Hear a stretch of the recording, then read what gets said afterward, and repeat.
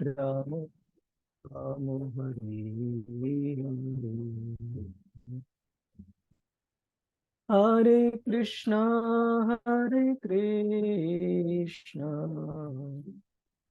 कृष्ण कृष्ण हरे हरे,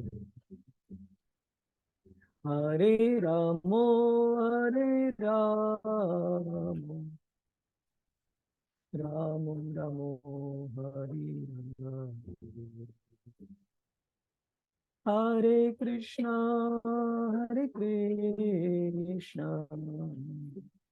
कृष्ण कृष्ण हरे हरे, हरे राम हरे राम, राम राम हरे हरे, हरे कृष्णा कृष्ण कृष्ण हरे हरे, हरे राम राम राम राम हरे हरे, हरे कृष्णा कृष्ण कृष्ण हरे हरे,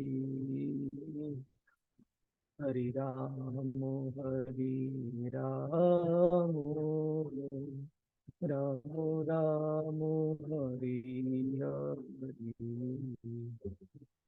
जय राधा गोविंद, राधा गोविंद श्री राधे, जय जगन्नाथ, जय जगन्नाथ, जय बलदेव, जय सुभद्रा, जगन्नाथ स्वामी नयन पथगामी, नयन पथगामी भवतु मे, जय गोपाल, जय गोपाल, केशव माधव दीन दयाल, जय गौरानिताय, जय गौरानिताय,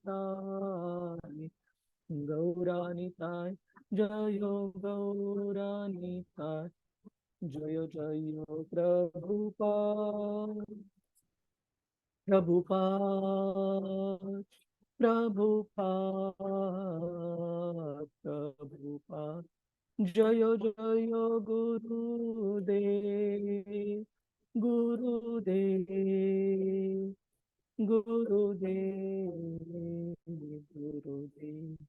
हरिनाम संकीर्तन की जय, श्रीला प्रभुपाद की जय। ओम नमो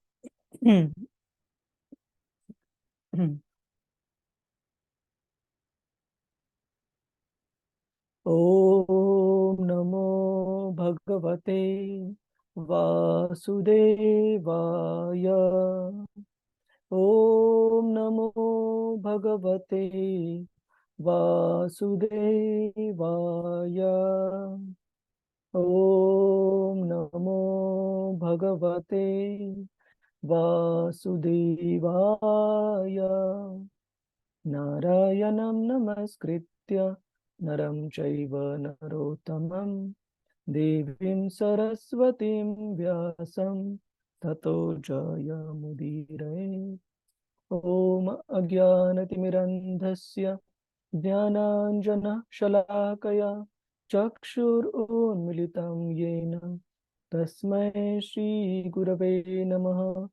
नमः ॐ विष्णुपदाय कृष्णप्रेष्ठाय भूतले श्रीमते भक्तिवेदान्त स्वामिन् इति नामिने, नमस्ते सरस्वती देवे गौरवाणी प्रचारिणे, निर्विशेष शून्यवादी पाश्चात्य देशतारिणे, जय श्री कृष्ण चैतन्य प्रभु नित्यानंद, श्री अद्वैत गदाधर श्री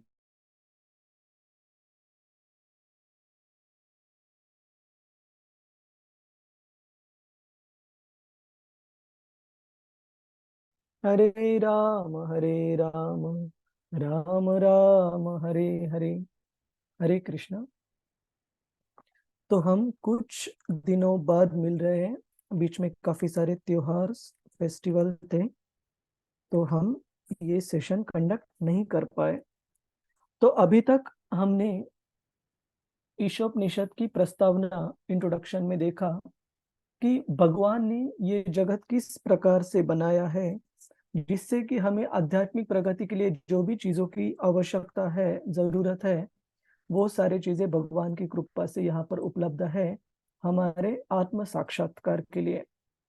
और फिर हमने देखा कि क्योंकि भगवान परिपूर्ण है, उनसे प्राप्त होने वाले हर एक जो निर्माण है वो भी पूर्ण रूप से परिपूर्ण है, और ऐसे अनंत निर्माण उनसे निकलते हुए भी भगवान परिपूर्ण ही रहते हैं। और फिर हमने देखा कि कैसे भगवान कृष्ण इस पूरे भौतिक जगत के और आध्यात्मिक जगत के दोनों निर्माता है। कंट्रोलर, कंट्रोलर मतलब नियामक। कंट्रोलर को हम क्या कहते हैं? नियामक कहते हैं। जी प्रभु जी, नियंत्रक जी भी प्रभु, बोलते हैं। हाँ, नियंत्रक। नियंत्रक, नियंत्रक है। और सारे भौतिक और आध्यात्मिक जगत के उपभोक्ता भी है। तो सारी जो भौतिक और आध्यात्मिक जगत की जो चीजें हैं उन्हीं से नियंत्रित होती है। और इसीलिए भगवान ने हमारे सस्टेनेंस के लिए, हमारे इस भौतिक जगत में रहने के लिए जो भी हमें कोटा असाइन किया है चीजों का, हमारे आत्मा और शरीर को एक साथ रखने के लिए और आध्यात्मिक जीवन का पालन करने के लिए, केवल उन्हीं चीजों का हमने स्वीकार करना चाहिए। बाकी चीजों को हमने उसकी अभिलाषा नहीं करनी चाहिए, ये जान के कि ये मेरी नहीं है, ये भगवान कृष्ण ने किसी और जीवों के कल्याण के लिए, उनकी सस्टेनेंस के लिए यहाँ पर रखी है। और इस भावना में अगर कोई व्यक्ति जीता है, तो ईशोपनिषद कहता है कि उसे काफी लंबे समय तक भी इस भौतिक जगत में आयु प्राप्त हो तो भी कोई दिक्कत नहीं है, क्योंकि वो भगवान के हमेशा स्मरण में जीते हैं और भगवान का कभी उनको विस्मरण नहीं होता है। और उस अवस्था में वो व्यक्ति जो भी कोई कार्य करता है, वो कार्य कभी उसके बंधन का कारण नहीं बनता, क्योंकि वैसे कृष्ण भावना भावित व्यक्ति, उनका जो कर्म है वो अकर्म हो जाता है, जिसका कोई बंधन नहीं होता, रिएक्शन नहीं होता। और उसके अपोजिट तीसरे मंत्र में हमने देखा कि ऐसे व्यक्ति जो कि भगवान के इस अंश को, जीवात्मा को भगवान के अंश के रूप में नहीं जानता, और जो मनुष्य जीवन है और जो प्राणी जीवन है उनका फर्क नहीं समझता, ऐसे व्यक्ति को यहाँ पर कहा गया है the killer of the soul, आत्मा। आत्मा। और ये सेम शब्द का प्रयोग होता है श्रीला शुकदेव गोस्वामी द्वारा श्रीमद् भागवतम में भी, कि जहां पर हमने एक श्लोक देखा था श्रीमद् भागवतम का, जहां पर कहा गया है कि भगवान कृष्ण की जो लीलाएं हैं, उनके कार्य का जो वर्णन है, वो हर एक प्रति व्यक्ति के लिए लाभदायक है और आनंददायक है। केवल ऐसे व्यक्ति के लिए नहीं जो आत्मा है, जो कि अपने खुद की आत्मा का हनन करने वाला, या आत्मा का विनाश करने वाला। विनाश मतलब आध्यात्मिक रूप से आत्महत्या। ऐसे ही केवल व्यक्ति भगवान के इस लीलाओं को समझना नहीं चाहता या जानना नहीं चाहता। तो आज चौथे मंत्र के साथ हम देखेंगे कि इन भगवान कृष्ण को जानने का जो सही तरीका है, जो सही विधि है, वो क्या है, और कैसे उनके अलग अलग गुणों से, जिसमें एपरेंटली बाहरी रूप से देखा जाए तो काफी कॉन्ट्रडिक्शंस दिख सकते हैं, काफी विरोधाभास दिख सकते हैं, लेकिन ये सारे विरोधाभास जब हम भगवान कृष्ण के असीमित जो उनकी एनर्जी, जो उनकी शक्तियां हैं, उनके अनुसार अगर देखेंगे, तो ये सारे विरोधाभास भी हम सिंक अप, मतलब इन्हें भी अच्छे से समझ सकते हैं कि भगवान कृष्ण असीमित उनकी शक्तियों द्वारा कैसे इस विरोधाभास को भी हम समझ सकते हैं। भगवान कृष्ण में ये विरोधाभास विरोधाभास नहीं रहता। तो सबसे पहले हम ये श्लोक एक बार मंत्र क्रमांक 4 ये एक बार दोहराएंगे। आप सभी के पास ईशोपनिषद पुस्तिका है और आपको मौका मिला ये मंत्र एक बार देखने का। जी प्रभु जी, Yes, पढ़ लिया हमने। ठीक है, ठीक। पर प्रभु जी, जो चैप्टर 3 है ना, यानी लेसन 3, उसमें से आपने 22 तक आपने पढ़ाया था। स्लाइड्स क्या? स्लाइड्स, यस यस प्रभु ठीक जी। है, एक मिनट उसमें से मुझे आत्मा बाकी था, यानी मंत्र अच्छा 3 वो नहीं, बाकी था। ठीक, हाँ, एक मिनट, हाँ एक मिनट, लेसन 3 22 तक हुआ। ओके एक मिनट। ईशो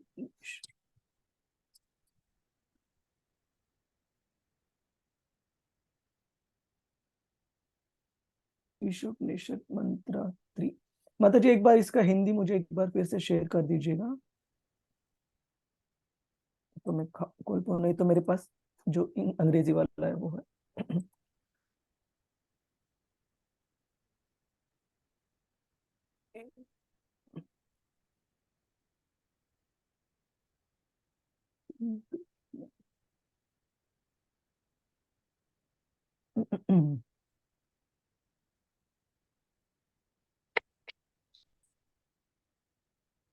ईशोपनिषद मंत्र 3।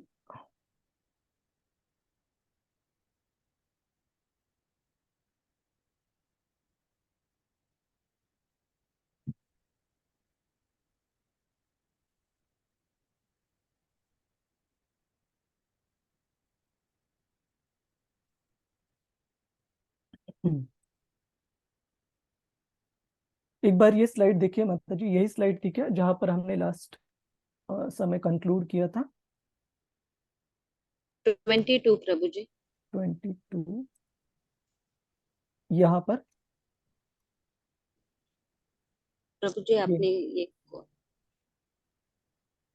ये मंत्र 1 से 3 का जो सेशन था उसकी स्लाइड से ये, या फिर अलग स्लाइड से, या फिर ये उसको अलग अलग है प्रभु जी। आपने कोई दूसरी, 1 मिनट में आपको भेजती हूँ वापस। हम्म।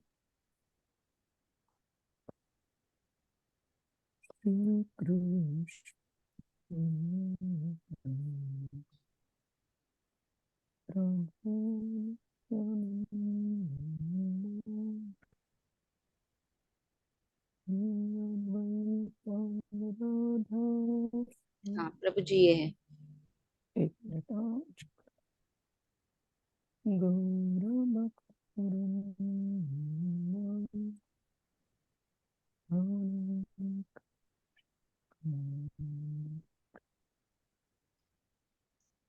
22। हाँ हाँ एक मिनट बस। कृष्ण कृष्ण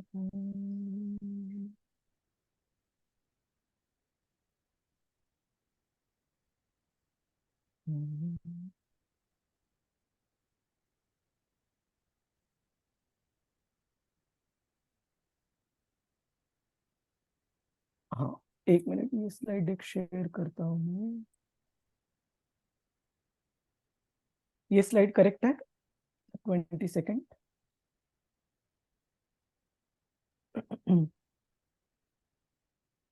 जी प्रभु जी, यही ओके बराबर है। ठीक है, चलिए इसको हम बड़ा करते हैं।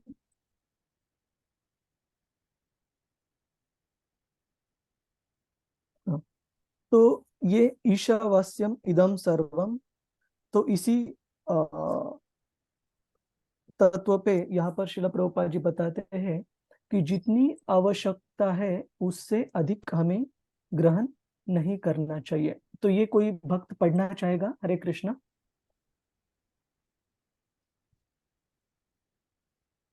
हरे कृष्णा प्रभु जी। हरे कृष्णा शशि माता जी। यस माता जी। हरे कृष्णा। हमें जितनी आवश्यकता है उससे अधिक नहीं। इस ब्रह्मांड में जो भी धन है वह सब ईश्वर का है और ईश्वर के पुत्र होने के नाते हमें इस धन का लाभ उठाने का अधिकार है, लेकिन जितना मुझे चाहिए उससे अधिक नहीं। बस इतना ही। यह आध्यात्मिक साम्यवाद है। यदि आप इससे अधिक लेते हैं तो आप दंड के भागी बन जाते हैं। यह प्रकृति का नियम है। भगवद गीता 1.15। लंदन, जुलाई 15, 1973। हरे कृष्ण। हरे कृष्ण। धन्यवाद माता जी। तो हम यहाँ पर देखते हैं कि श्रील प्रभुपाद जी जो आध्यात्मिक साम्यवाद, साम्यवाद का मतलब है कम्युनिज्म, तो कम्युनिस्ट जो साम्यवादी रहते हैं उनका इन जनरल मानना रहता है कि इस जगत में और या फिर किसी देश में या फिर किसी राष्ट्र राज्य में जो भी कोई संपत्ति है, धन संपत्ति है, जो भी कोई चीजें हैं, वो ultimately that our own by the states. इसका मतलब है वो सरकार की उस पर सरकार का हक बनता है। लेकिन जो आध्यात्मिक साम्यवाद है, जो स्पिरिचुअल कम्युनिज्म है, उसमें हम शास्त्रों से जानते हैं कि जो सरकार या जो राष्ट्र की जो सीमाएं बनाई गई है वो मनुष्य के खुद के बुद्धि के आधार पर बनाई गई, लेकिन भगवान ने जो बनाया गया विश्व है वो है वसुधैव कुटुंबकम। इसलिए पूरे जगत में जो भी कोई चीजें, जो भी कोई असेट्स हमें दिखते हैं वो केवल और केवल भगवान के ही भगवान ही उसी के मालिक है। और श्रील प्रभुपाद जी ये भी बताते थे कि अलग अलग राष्ट्रों ने जो सीमाएं बना के रखी है और जो कंस्ट्रेंट्स बना कर रखे कि किसी भी व्यक्ति को ये सीमा पार कर कर आना है तो उनको परमिशन लगेगी, उनको वीजा लगेगा, ये भी केवल और केवल सब मनुष्य से ही बनी है। लेकिन आध्यात्मिक तरह से हम देखेंगे, जैसे श्रीमद् भागवतम में वर्णन है, उसमें अलग अलग देशों का भी वर्णन है जो कि हस्तिनापुर के सोवेरेंटी, सोवेरेंटी का मतलब है उनके आधिपत्य के अंदर अंडर काम करते थे भगवान कृष्ण या पांडवों के समय पर।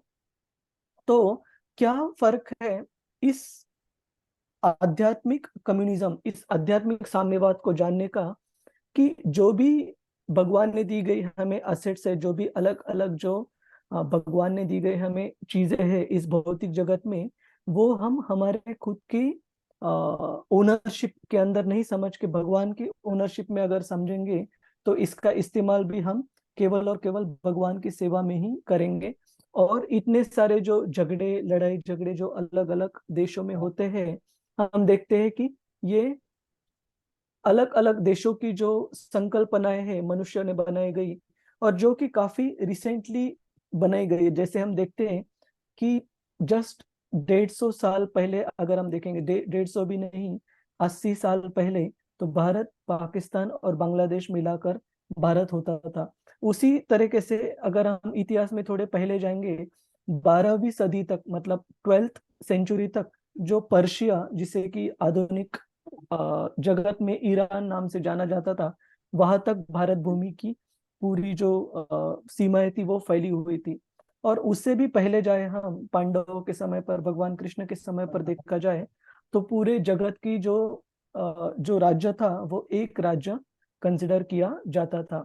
और आज भी आप अगर जाओगे किसी किसी राष्ट्रों में, जैसे आप अगर थाईलैंड की जो राजधानी है बैंकॉक, उस बैंकॉक के एयरपोर्ट पे जाओगे तो आज भी वहां पर सबसे बड़ा जो डायोरामा जो सेटअप बना है सारे पैसेंजर्स के लिए, वो है समुद्र मंथन लीला का।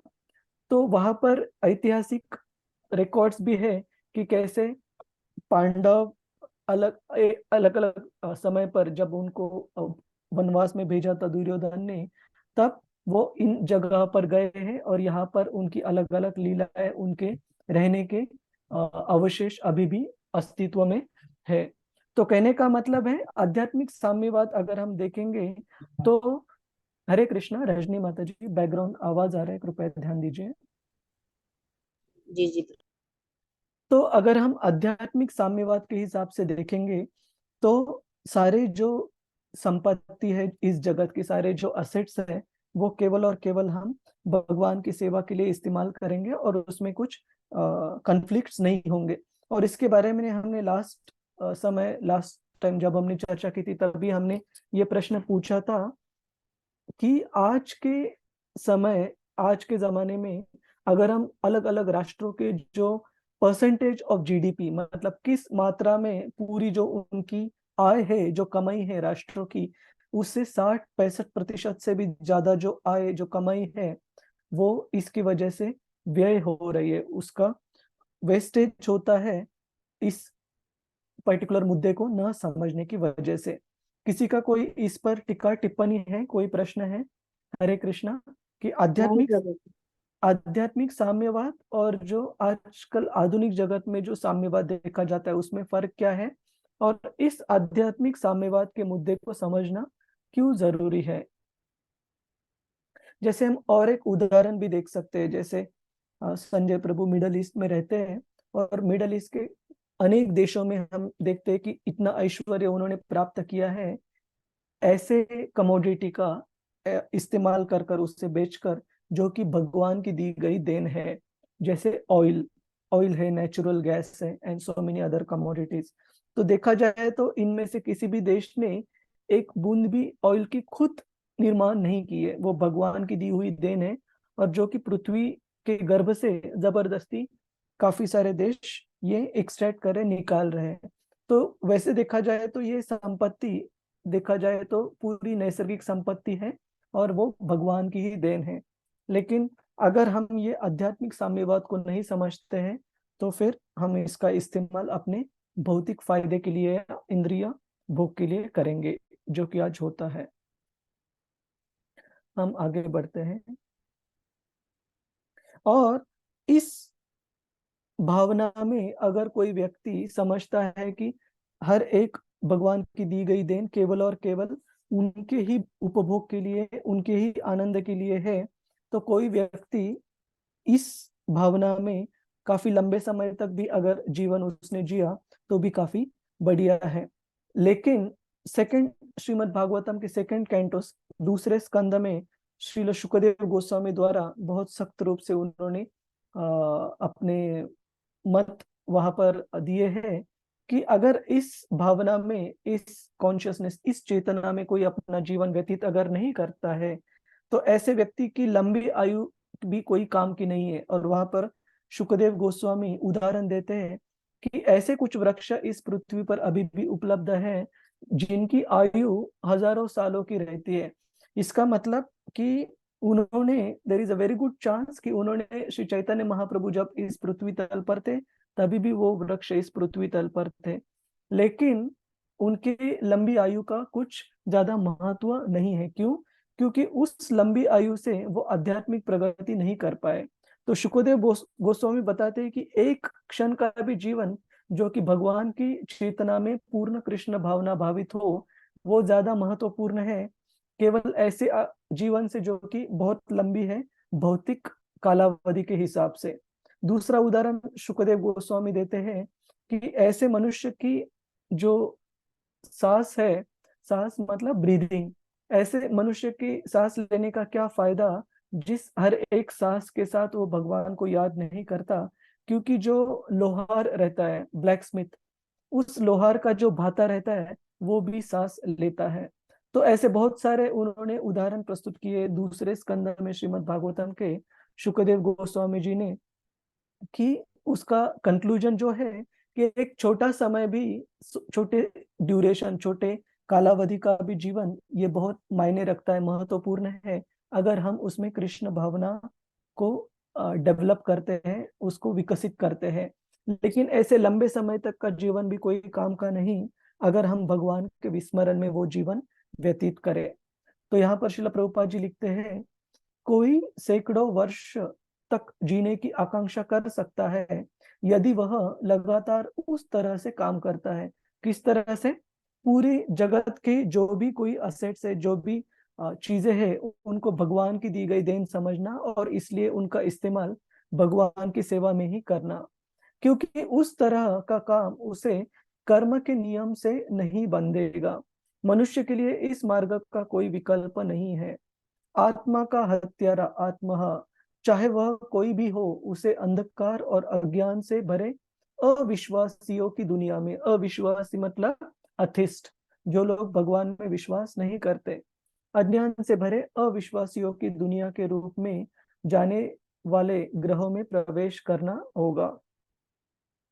तो यहाँ पर बताया गया है कि लंबी आयु जीना कोई बुरी बात नहीं है, बहुत अच्छी बात है, प्रोवाइडेड हम वो आयु का इस्तेमाल भगवान के स्मरण में करें और भगवान की दी हुई चीजों को एक्नॉलेज करे, उनको जान ले कि ये भगवान की संपत्ति है,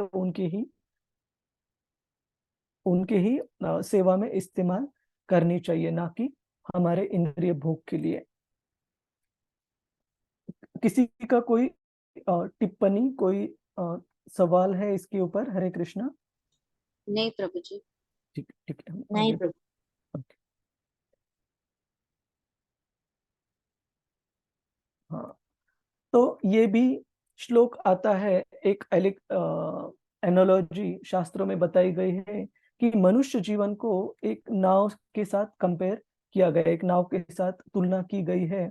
और ये मनुष्य शरीर का जो नाव चलाने वाला जो कैप्टन है, जो नाविक जिसे कहते हैं, वो एक स्पिरिचुअल मास्टर, एक आध्यात्मिक गुरु है। और जो वेदों के दिए गए निर्देश है, वो इस नाव को चलाने वाले जो अनुकूल रूप से जो वायु है, जो कि इस नाव को आगे बढ़ा रहा है, वो उसके साथ किए गए हैं। तो इन निर्देशों का अगर हम सही से जान लेंगे, सही से पालन करेंगे, तो इस मनुष्य रूपी नाव से हम इस भौतिक जगत का जो समंदर है, भवसागर, उससे आसानी से पार कर सकते हैं। और अगर इस नाव का हमने इस्तेमाल नहीं किया, तो ये सागर इतना विशाल है कि काफी जन्मों जन्मांतर तक हमें इसी भव सागर में अटक के रहना पड़ेगा। और हम स्पेसिफिकली श्री चैतन्य महाप्रभु के बाद इस सुवर्ण काल में हमारा जन्म हुआ है। आप सभी जानते हैं कि ये भविष्यवाणी है कि श्री चैतन्य महाप्रभु के आगे आने वाला जो 10,000 सालों का जो समय है, वो एक सुवर्ण युग, सुवर्ण काल माना जाता है। क्योंकि इसमें केवल और केवल हरिनाम के द्वारा शुद्धिकरण करने से बहुत ही तत्परता से हम आध्यात्मिक जीवन में प्रगति कर सकते हैं, हमारे मनुष्य जीवन की परिपूर्णता प्राप्त कर सकते हैं।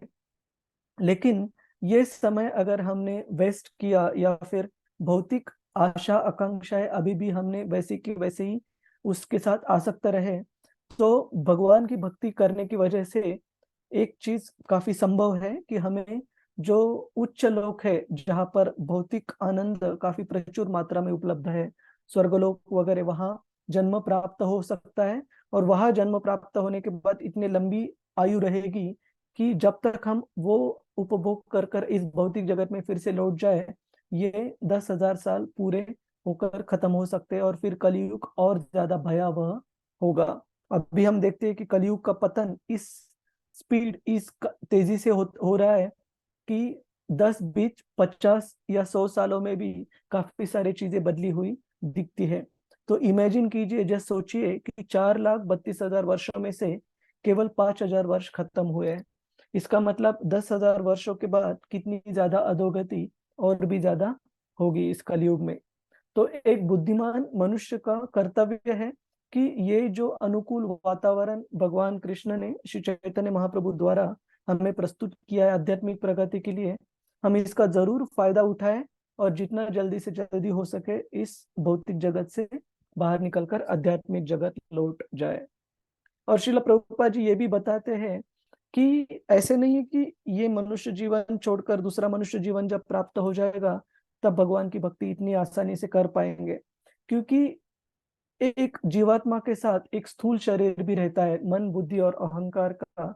और ये मन, बुद्धि और अहंकार अगर उतने अनुकूल नहीं रहे, या फिर हो सकता है श्रीमताम देहे गेहे, अगर हमें किसी अमीर व्यक्ति के घर में अगर जन्म प्राप्त होता है हमारी भक्ति अधूरी छोड़ने की वजह से, तो वहां पर इंद्रिय भोग की जो उपलब्धियां हैं वो और भी ज्यादा रहेंगी। तो कभी ये नहीं समझना चाहिए कि अभी थोड़ा आध्यात्मिक जीवन में हमने प्रगति कर ली, बाकी बाद में कर लेंगे, अभी इंद्रिय भोग कर लेंगे। क्यों? क्योंकि ये शाश्वत नहीं है कि किसी भी जन्म हमें प्राप्त हो जाए उसमें हम इतने ही दृढ़ता से भगवान की भक्ति करेंगे। क्योंकि भगवान की माया शक्ति बहुत बहुत ज्यादा शक्तिशाली है। हमें जितना हो सके इसी जन्म में परिपूर्णता प्राप्त करने के लिए प्रयास करना चाहिए। और एक आखिरी वचन इसके बारे में हमारे संस्थापक आचार्य श्रील प्रभुपाद जी ने दिए हैं कि प्रभुपाद जी बोलते हैं, कोई भी जो गंभीर और प्रामाणिक भक्त है, व्यक्ति है, इसी जीवन में 0% से शुरू करके 100% भी प्राप्त कर सकता है। तो ऐसे नहीं है कि जन्म जन्मांतर तक आध्यात्मिक परिपूर्णता प्राप्त करने के लिए जरूरी है, बिल्कुल नहीं। केवल इसी जन्म में भी हम भगवान के शुद्ध भक्त बनकर भगवत धाम लौट सकते हैं, अगर हमने अच्छे से भक्ति की।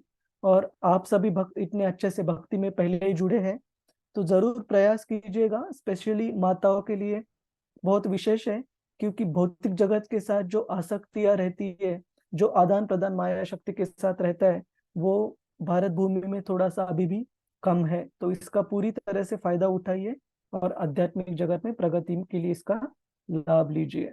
किसी का कोई सवाल है, कोई टीका टिप्पणी इसके ऊपर? हरे कृष्णा। आरती नहीं प्रभु माता जी, जी। करिश्मा माता जी, वंदना माता जी, पूनम बिंदल माता जी। नहीं प्रभु नहीं नहीं प्रभु जी। हरे कृष्ण। प्रभु जी एक प्रश्न पूछूं? हाँ। पता नहीं सही है कि गलत।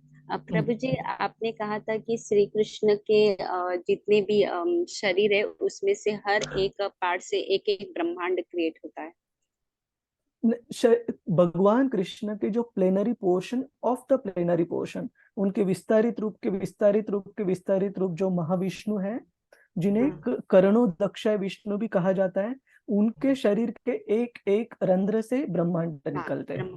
तो हर ब्रह्मांड में सतयुग, त्रेता युग, हाँ द्वापर युग और ये सब रहते हैं। तो हाँ, प्रभु जी हम यानी इस ब्रह्मांड में अगर पैदा हुए हैं और इसी ब्रह्मांड से हम चले जाते हैं, तो हम दूसरे ब्रह्मांड में जा सकते हैं यानी जा सकते हैं। अगर हमारी भौतिक इच्छा, अगर हमने आध्यात्मिक रूप से पूर्ण तरह से परिपूर्णता नहीं प्राप्त की है, तो जरूर जा सकते हैं। और केवल यही नहीं, ऐसे कहा जाता है कि एक साधारण भक्त के लिए जब वो आध्यात्मिक रूप से परिपूर्ण हो जाता है, तो उसको आध्यात्मिक जगत में जीने की जो ट्रेनिंग रहती है, वो देने के लिए एक ऐसे ब्रह्मांड में जन्म दिया जाता है जहां पर अभी भी वहां के ब्रह्मा जी के दिन का 28वां साइकिल चल रहा हो चतुर्युगों का, और जहां पर भगवान कृष्ण की लीलाएं चल रही हो द्वापर युग में। तो फिर भगवान कृष्ण के साथ आदान प्रदान का ट्रेनिंग मिलता है और फिर हम भगवत धाम जाते हैं उसके साथ। तो नॉर्मली प्रोसेस ये है माता जी। तो दोनों दोनों कारण से जा सकते हैं। एक तो हमारी भौतिक इच्छा है, अगर फिर भी बची है, अनफुलफिल्ड है, तो उसके लिए भौतिक जगत में आना पड़ेगा। तो भगवान और उनकी माया शक्ति फिर तय करेंगे कि कौन से ब्रह्मांड में, कौन से स्पेसिफिक सिचुएशन में हमारा जन्म होगा। या दूसरा पॉसिबिलिटी है कि अगर हम आध्यात्मिक जीवन में परिपूर्णता प्राप्त करते हैं, तो आध्यात्मिक जगत जाने से पहले जस्ट हमें एक ऐसे जगत में मौका दिया जाएगा भगवान के साथ आदान प्रदान करने का, जहाँ कि हम सीख ले भगवान के भक्तों के साथ कैसे बिहेव करना है। ठीक है ओके। माता। जी जी प्रभु जी। और ये एक साधारण भक्त के लिए ये एक, क्या कह सकते हैं, ये एक मार्गक्रमण है। लेकिन ऐसे बिल्कुल नहीं कि हर एक भक्त के लिए यही मीन्स रहेगा। कुछ कुछ जो भगवान के नित्य पार्षद है, नित्य सहयोगी है, ऐसे भक्त हमारे जैसे बद्धता के कारण इस भौतिक जगत में नहीं आते। तो उनके लिए ये भौतिक जगत में जो आयु है, ये केवल भगवान की सेवा में निर्धारित है। इसके बाद वो तुरंत भगवत धाम जा सकते हैं। और हमें कभी भी अगर दो स्टेटमेंट्स में विरोधाभास लगा, तो कभी भी हमारे संस्थापक आचार्य श्रील प्रभुपाद जी का वचन याद करना चाहिए, जिसमें श्रील प्रभुपाद जी ने बताया है कि केवल इसी एक जन्म में भी कोई व्यक्ति परिपूर्णता को प्राप्त कर सकता है, भगवत धाम लौट सकता है। तो इम्पॉसिबल बिल्कुल नहीं है। ठीक है रजनी माता जी। जी जी प्रभु जी, thank you very much. Hare Hare Krishna. हरे कृष्ण। हरे कृष्णा प्रभु जी, दंडवत प्रणाम।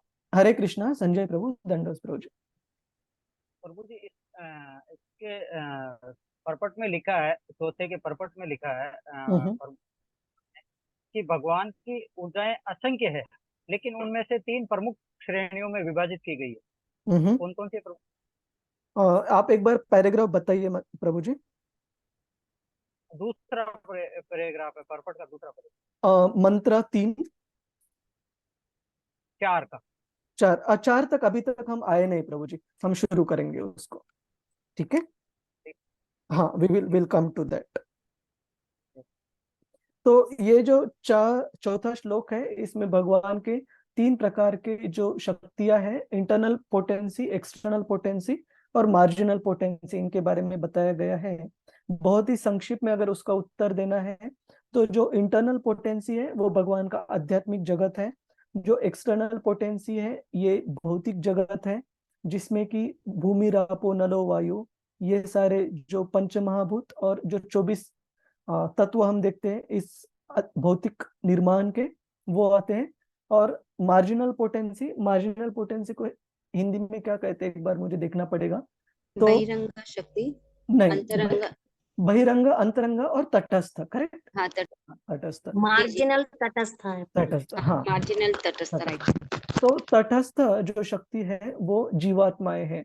इनको तटस्थ या मार्जिनल इसलिए कहा जाता है कि ये अगर माया के प्रभाव में आएंगे तो ये भौतिक जगत में बद्ध हो जाते हैं, और ये भगवान के अगर अंतरंग शक्ति के प्रभाव में रहेंगे तो ये हमेशा आध्यात्मिक जगत में वास करते हैं। ठीक है संजय प्रभु, इस पर हम और विस्तार से चर्चा करेंगे जब हम चौथा श्लोक देखेंगे। ठीक है, हरे कृष्ण। तो यहाँ पर आत्महा, जो कि जिसके बारे में कि हमने अभी थोड़ी देर पहले चर्चा की, ये शास्त्रों में बताया गया है, और ये सेम जो शब्द है वो शुकदेव गोस्वामी जी भी इस्तेमाल करते हैं कि आत्महा का मतलब है जो आत्मा का हनन, आत्मा की हानि करने वाला ऐसे व्यक्ति कौन है। अगर इन सारे सुविधाएं जो कि हमने पिछले स्लाइड में देखी कि ये मनुष्य जन्म एक नाव की तरह हमें प्रदान किया है, जिसमें कि भगवान को समझना, आत्म साक्षात्कार को प्राप्त करना संभव है, प्राणी जीवन में सामान्यतः यह संभव नहीं है। और इतने सारे अनुकूल चीजें हमें प्राप्त की गई है, जैसे कि शास्त्र के निर्देश हो, गुरु का मार्गदर्शन हो, भगवान के वरिष्ठ वैष्णवों का मार्गदर्शन हो। ये सारे अनुकूल वातावरण होकर भी अगर हम इसका लाभ नहीं उठाते हैं तो ईशोपनिषद हमें डिनोट करता है, कहता है आत्महा। आत्महा का मतलब है जो कि अपनी ही आत्मा को आध्यात्मिक रूप से मारने वाला व्यक्ति। यदि इन सभी सुविधाओं के साथ एक इंसान आत्म प्राप्ति के लिए अपने जीवन का पूरी तरह से उपयोग नहीं करता है तो उसे आत्महत्यारा मानना जाना चाहिए। श्री ईशोपनिषद स्पष्ट शब्दों में चेतावनी देते हैं कि आत्मा का हत्यारा अज्ञान के अंधकारमय क्षेत्र में प्रवेश करके सदैव कष्ट भोगता है। तो ये समझना मुश्किल नहीं है। आज के जीवन में भी हम इतने सारे लोग देखते हैं कि एक उनकी मूर्खता के वश इस मनुष्य जीवन को इतनी बड़ी मुश्किलों में डालते हैं जो कि मनुष्य जीवन के लिए बिल्कुल बनी नहीं है। जैसे फॉर एग्जाम्पल, कोई व्यक्ति ऊंचे जो बिल्डिंग्स रहते हैं वहां पर उसके छत पर जाकर एकदम स्टंट्स करते एडवेंचर के नाम पर, या कोई व्यक्ति एक विमान जो उड़ रहा है उसमें से छलांग लगाकर, फ्लाइंग सूट्स पहनकर अलग अलग एडवेंचर करने की कोशिश करते हैं। लेकिन देखा जाए तो भगवान ने जो मनुष्य जीवन हमें दिया है वो ऐसे मूर्ख चीजों में इस्तेमाल करने के लिए नहीं दिया है। जैसे हम उदाहरण देख सकते हैं कि बहुत मौल्यवान हीरा अगर हमारे पास रहेगा और उस हीरे को संभालने के लिए हम किसी युवा के पास, बच्चे के पास दे देते हैं, और वो युवा या बच्चा उस हीरे की कीमत को न समझते हुए उस हीरे का इस्तेमाल करता है एक गेंद की तरह, एक बॉल की तरह खेलने के लिए। तो हम वो हीरा समझ लेंगे कि वो बच्चा या युवा अभी उस मौल्यवान हीरे को उसको संभालने के लायक अभी तक नहीं बना है। उसी तरह अगर हम इस मनुष्य जीवन का गलत इस्तेमाल करेंगे तो भगवान की जो माया शक्ति है, मटेरियल नेचर, वो भी ऐसे समझ जाएगी कि ये व्यक्ति, ये जीव अभी तक इस मनुष्य जीवन की महानता को समझने के लिए लायक नहीं है, तो इसको प्राणी जन्म में इसको कष्ट देना ज्यादा उचित है। उसी के लायक उसके अभी भी जो ख्याल है, जो इंद्रिय तृप्ति का उपभोग करना चाहता है, वो उसी के अनुकूल है, तो मनुष्य जीवन देने के लिए लायक ये व्यक्ति अभी तक नहीं है। तो या फिर हम देखते कभी कभी अलग अलग लोग खेल के स्पोर्ट्स के कारण से, जैसे कोई व्यक्ति दिन के काफी सारे जो समय है वो पानी में ही व्यतीत करते हैं। तो ये सारे चीजें हम देख सकते हैं कि भौतिक जगत में भगवान ने और भगवान की माया शक्ति ने हमें ये शरीर इसके लिए नहीं प्रदान किया है।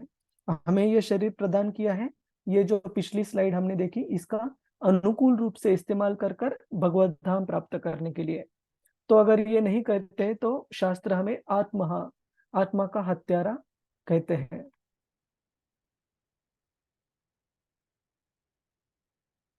तो हमने इस पर्टिकुलर सेक्शन में सेक्शन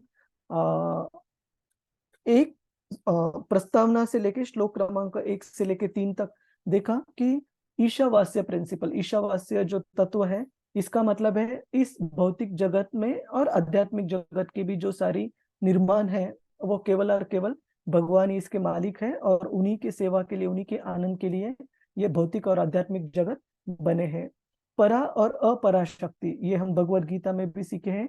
पराशक्ति मतलब जीवा, सारे भगवान के अंश, और अपरा शक्ति मतलब जो भगवान की भौतिक शक्ति है, जिसमें कि भूमिर आपो नलो वायु और जो भी 24 तत्व है इस भौतिक निर्माण के, वो सारे इसमें आते हैं। भागवत साम्यवाद के बारे में हमने चर्चा की कि ये इस भौतिक जगत की सारी जो चीजें हैं ये किसी स्पेसिफिक राष्ट्र या राज्य के उनके सोवरेनिटी को हम हिंदी में क्या कहते हैं माता जी? आधिपत्य। जी प्रभु जी, वही होना चाहिए। हाँ, उनके आधिपत्य के अंदर नहीं आती, लेकिन ये भगवान के आधिपत्य के अंदर आती है। और आत्मा के बारे में हमने चर्चा की कि कैसे मनुष्य जन्म बहुत विशेष है, और ये जन्म हमें भगवान की शक्ति द्वारा प्रदान होता है, मटेरियल नेचर, भौतिक शक्ति द्वारा, ताकि हम इस शरीर को भगवान की सेवा में इस्तेमाल कर सके। और इसके साथ साथ हम जो तीसरे श्लोक तक का जो पहला सेक्शन इसे कंक्लूड करते हैं, तो ये सारे तत्व समझने का जो कंक्लूजन है वो क्या है? तेन त्यक्तेन भुंजेता। तेन त्यक्तेन भुंजेता का मतलब क्या है कि व्यक्ति केवल वही चीजें स्वीकार करता है जो भगवान ने हमें हमारे लिए दी गई है, और बाकी चीजों को ये जानकर स्वीकार नहीं करता कि ये मेरे लिए नहीं दी गई है, ये भगवान की शक्ति है, और बाकी प्राणी मात्रों के सस्टेनेंस के लिए, उनके जीवन काल के लिए ये दी गई है। तो हम मे भी इसमें से एक ग्रुप डिस्कशन यहाँ पर अभी लेते हैं। तो सेकेंड वन, समसामयिक घटनाओं से। समसामयिक का मतलब है कंटेम्पररी। कंटेम्पररी मतलब आज की दुनिया में जो चीजें चल रही है उसके हिसाब से उन परिस्थितियों की पहचान की गई जहाँ की ईशावास्य सिद्धांत लागू किया जा सकता है।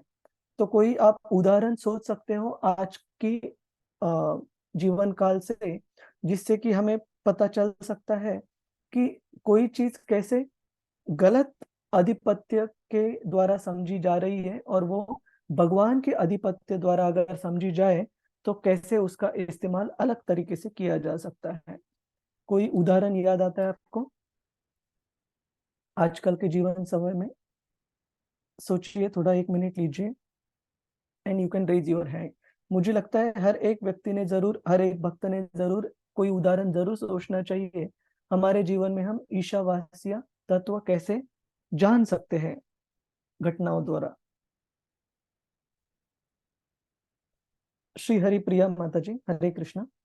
हरे कृष्णा प्रभु जी। जैसा मैंने पिछली क्लास में भी कहा था, जैसे हम ये जो चंद्रमा का साउथ पोल इंडिया ने कॉन्कर कर लिया, तो वो इंडिया का नाम उस पे हो गया, और वो रशिया वहाँ यूएस उसके अदर पोल पे चला गया तो उसका हो गया। तो वो ये मतलब अपना आधिपत्य उस पे डालना चाह रहे हैं। जैसे सूर्ययान की वो तैयारी कर रहे हैं, तो वहां पहुंचकर भी ऐसा हो नहीं सकता कि वो किसी का अपना आधिपत्य उस पे जमा ले, क्योंकि वो तो भगवान के द्वारा ही प्रदत्त, सबके लिए एक समान। जब चांद और सूरज रोशनी करते हैं तो हर देश हो, भले ही वो भूखंड कोई भी हो, सब पर बराबर ही रोशनी डालते हैं, तो वो प्रिंसिपल उनको ये समझ में नहीं आता है, और इसमें सबको ऐसा लगता है कि जैसे हमारा हो गया वो।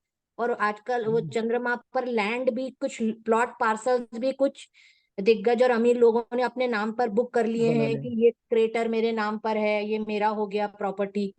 तो वो एक, जिसे कहते हैं ना, एक भ्रम और गलत छलावे में जिए जा रहे हैं और उसको अपना समझ रहे हैं, जबकि वो उनका है ही नहीं, हम्म, उसमें सबका हिस्सा है। सही सही बात है। और इसके बारे में श्रील प्रभुपाद जी कहते हैं कि ये जो अलग अलग, जो जैसे चंद्र जो है वो पृथ्वी के हिसाब से उच्च स्तर का लोक है, तो इन लोकों में जाने के लिए जो पात्रता है वो शास्त्र में दी गई हुई है।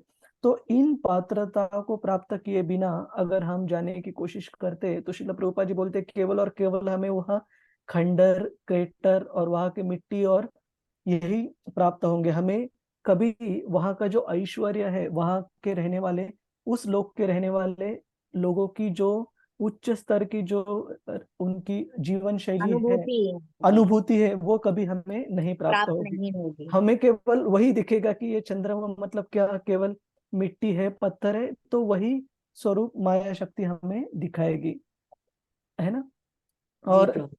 और मुझे एक और इसके बारे में, हाँ, एक उदाहरण याद आया। श्रील प्रभुपाद जी के जो परम गुरु थे, श्रील भक्ति सिद्धांत सरस्वती जी के गुरु गौर किशोरदास बाबा जी महाराज, एक बार एक व्यक्ति उनको मिलने के लिए आया और उनको उस व्यक्ति ने कहा कि महाराज, बाबा जी महाराज, मैंने वृंदावन में एक जमीन का टुकड़ा खरीद लिया है। और काफी लंबे समय तक गौर किशोरदास बाबा जी महाराज केवल हंस रहे थे उस व्यक्ति ने ये बोलने के बाद। और ये व्यक्ति काफी अचंभित रह गए कि क्यों हंस रहे हैं ये, कुछ गलत कह दिया मैंने। तो उसके बाद गौर किशोरदास बाबा जी महाराज ने एक टिप्पणी की उस व्यक्ति को। उन्होंने कहा, आप अगर इस पूरी ब्रह्मांड की सारी संपत्ति भी इकट्ठी करें और वो संपत्ति भी पे करे, तो भी कोई व्यक्ति वृंदावन का व्रज का एक रज, मतलब एक धूली का कण भी खरीद नहीं सकता। इतनी किसी व्यक्ति की औकात नहीं हो सकती, क्योंकि ये पूरी भूमि जो है आध्यात्मिक है। व्रज जो इस ये जो भौम वृंदावन है, और आप सोच रहे हो कि आपने इस भौम वृंदावन में जमीन का एक टुकड़ा अपने नाम कर लिया, मतलब वो भूमि अभी आपकी हो गई। तो कहने का मतलब है ये है एक शुद्ध भक्त की भावना। वो उनकी चेतना हमेशा रहती है कि ये भौतिक जगत सब कुछ, और स्पेशली विशेषता इस भौतिक जगत में जो धाम है, वो कोई भौतिक आधिपत्य के अंदर कभी आ नहीं सकते। तो कोई केवल एक व्यक्ति जो माया के प्रभाव में है, वह वही ऐसे सोच सकता है कि ये चीज अभी मेरी हो गई।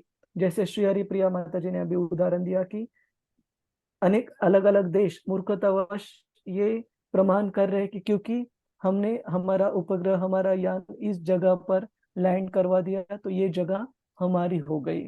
लेकिन भक्त के रूप में हमने ये जानना चाहिए कि ये पूरा ब्रह्मांड और हमें दिए गए कोटे के जो कोटा है, उसके बिना बाकी सारी चीजें केवल, और वो कोटा ऐसा भी भगवान के ही आधिपत्य के अंदर आता है, लेकिन हमें इस्तेमाल करने के लिए अलाउड है। लेकिन बाकी सारी चीजें हम खुद की नहीं कह सकते, ये जानकर कि भगवान की है और भगवान ने अलग अलग जीवों के मेंटेनेंस के लिए दी गई है। बहुत बहुत धन्यवाद श्री हरिप्रिया माता जी। और किसी भक्त की कोई टीका टिप्पणी है, कोई उदाहरण याद आता है आपको ईशावास्य इस तत्व को समझने के लिए? रजनी माता जी, हरे कृष्णा। हरे कृष्णा प्रभु जी, दंडवत प्रणाम। प्रभु जी, पहले तो धर्म को लेके हमारे यहाँ पे बहुत सारा ये होता है, प्रॉब्लम होता है कि सब अपने अपने धर्म को ही उच्च मानते हैं। पर अगर धर्म को देखा जाएगा तो हम सबको ये मानना चाहिए कि हर किसी का धर्म ये बताता है कि जो भी कुछ है वो सब ईश्वर का है, और उसी को समझे, ना कि जमीन प्रॉपर्टी हर किसी जमीन को लेकर ना बैठे। तो वो हो सकता है कि, और दूसरा पानी को लेकर भी पानी। राष्ट्र और अंतरराष्ट्रीय में वाद विवाद होता रहता है। यानी हर, जैसे हर घर घर में भी भाई भाई में प्रॉपर्टी को लेके हर चीज में हम, तो हमें यही समझना चाहिए कि ये जो कुछ भी है सबका सब श्री कृष्ण का है।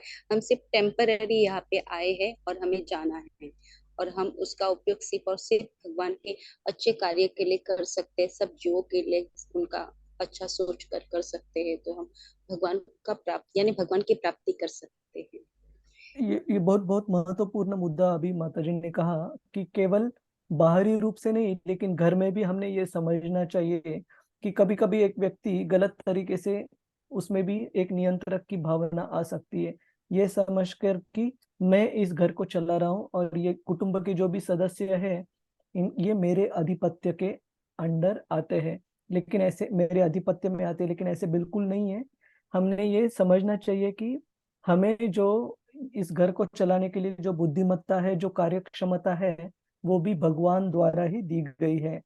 तो अगर वो कार्यक्षमता हमारी खुद की रहती तो ऐसे लोग कभी कभी दिक्कत में नहीं आते कि कभी उनकी प्रकृतिवश या किसी अलग कारणवश जब उनकी वो कार्यक्षमता नहीं रहती कमाने की, तब जो कुटुंब है वो भी काफी मुश्किलों में, दिक्कतों में आता है। तो ये समझना चाहिए कि हम नहीं, भगवान इस कुटुंब को चला रहे हैं। और एक काफी फेमस स्टेटमेंट है, the source of income is not the source of maintenance. Shri Haripriya माता जी, इसको हिंदी में आप ट्रांसलेट कर सकती है, the source of income is not the source of maintenance. कमाई के साधन से भरण पोषण की पूर्ति नहीं हो सकती। हाँ, कमाई का साधन और भरण पोषण का साधन ये अलग अलग है, ठीक है। तो ऐसे नहीं कि हम कमा रहे हैं तो हम चला रहे हैं, भगवान पूरी कुटुंब को चला रहे हैं।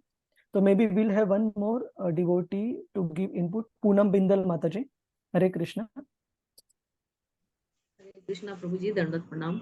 दंडवत माता जी। जैसे अभी माता जी ने बताया कि जैसे ये सभी देश जो है आपस में लड़ते हैं, अपने राज्य को बढ़ाने की कोशिश करते हैं और एक दूसरे पे आक्रमण करते हैं, युद्ध करते हैं, तो इससे भी उनको हम सबको ये समझना चाहिए कि जो भी है वो भगवान का है। प्रकृति पर हमारा जो हम जो स्वामित्व जताते हैं, अपना आधिपत्य जता रहे हैं, तो वो हमारा, उस पर कोई भी प्रभुत्व नहीं है, हमारा कोई अधिकार नहीं है।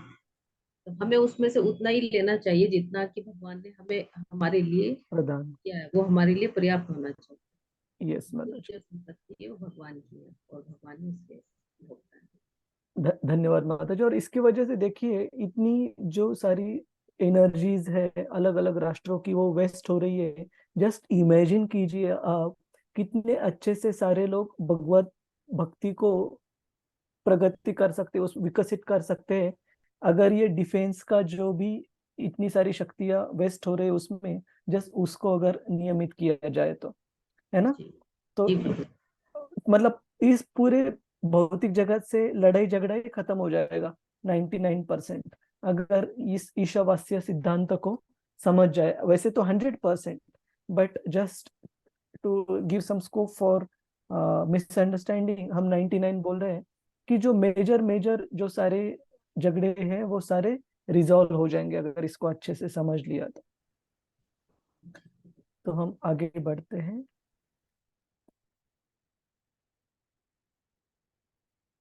तो श्रीला प्रभुपाद के जीवन से हमने कुछ उदाहरण हम कुछ देख सकते हैं ये समझने के लिए कि ईशावास्य सिद्धांतों को वो कैसे प्रयोग करते थे। कोई आपको याद आते हैं उदाहरण श्रीला प्रभुपाद जी के जीवन से? हरे कृष्णा प्रभु जी, दंडवत प्रणाम। दंडवत माता जी। प्रभु जी, जो उन्होंने फूड फॉर लाइफ और ये कहीं पर भी कोई भूखा नहीं रहना चाहिए, उसके माध्यम से उन्होंने ईशावास्य प्रिंसिपल को फॉलो करने के लिए एक सिस्टम बनाया कि जो भी कोई टेम्पल में आए तो उसको भी वो मिले, जहाँ पे होर्डिंग हो रहा हो दूसरों ने किया हो, कम से कम भगवान के मंदिर से वो भूखा ना जाए। तो खाने का जो उन्होंने चालू किया था, और हर मंदिर में जो मिलता है हमेशा प्रसादम, उसके लिए।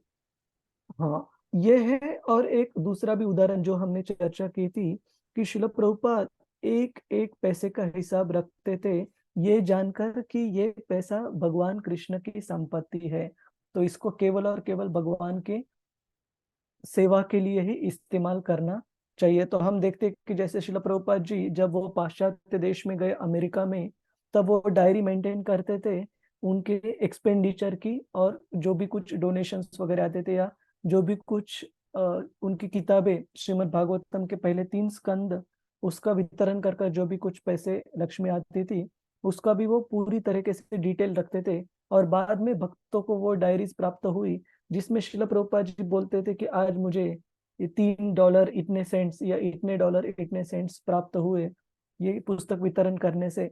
उसमें से मैंने इस सुपरमार्केट में जाके इतना भोग, मतलब इतने सारे जो चीजें जो कि Sunday fist Srila Prabhupada ji love fist run करते थे, उसके लिए भक्तों को प्रसाद बनाने के लिए इतने पैसे खर्च हुए उनका भोग लाने के लिए, और इतने बचे। तो श्रील प्रभुपाद जी एक एक पैसे का हिसाब रखते थे, हिसाब किताब रखते थे, ये जानकर कि वो कैसे भगवान की शक्ति है। धन्यवाद श्री हरिप्रिया माता जी। और दो भक्तों ने हाथ रेज किए थे, पूनम बिंदल माता जी, हरे कृष्णा। हरे कृष्णा प्रभु जी। हाँ।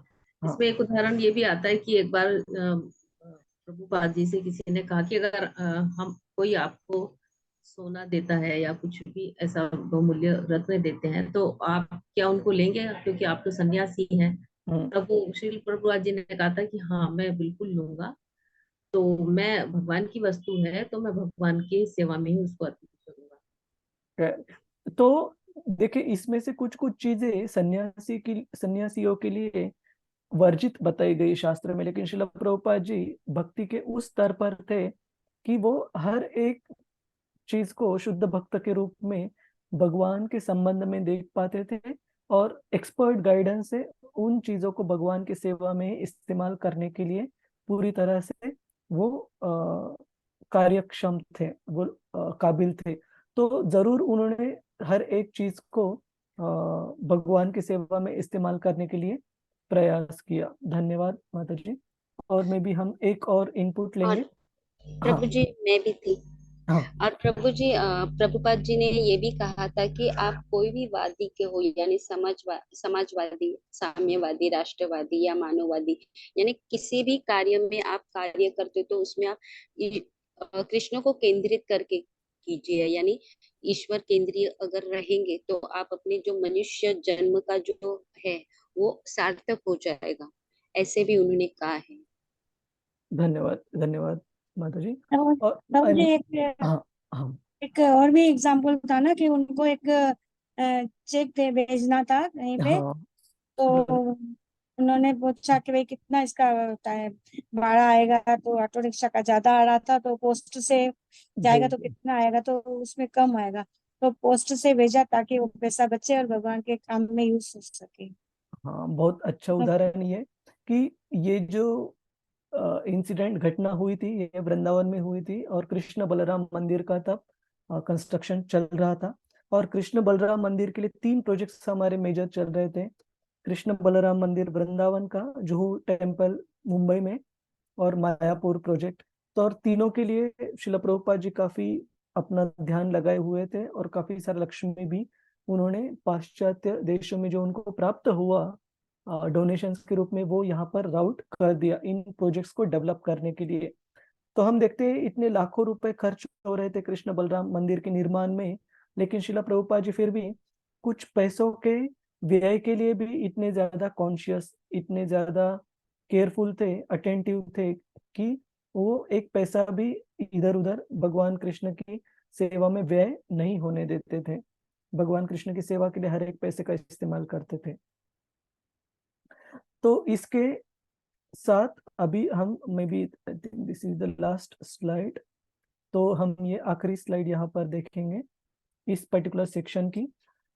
श्री ईशोपनिषद हमें सलाह देते हैं कि हम अपनी ऊर्जा ईशावास्य भावना से लगाए।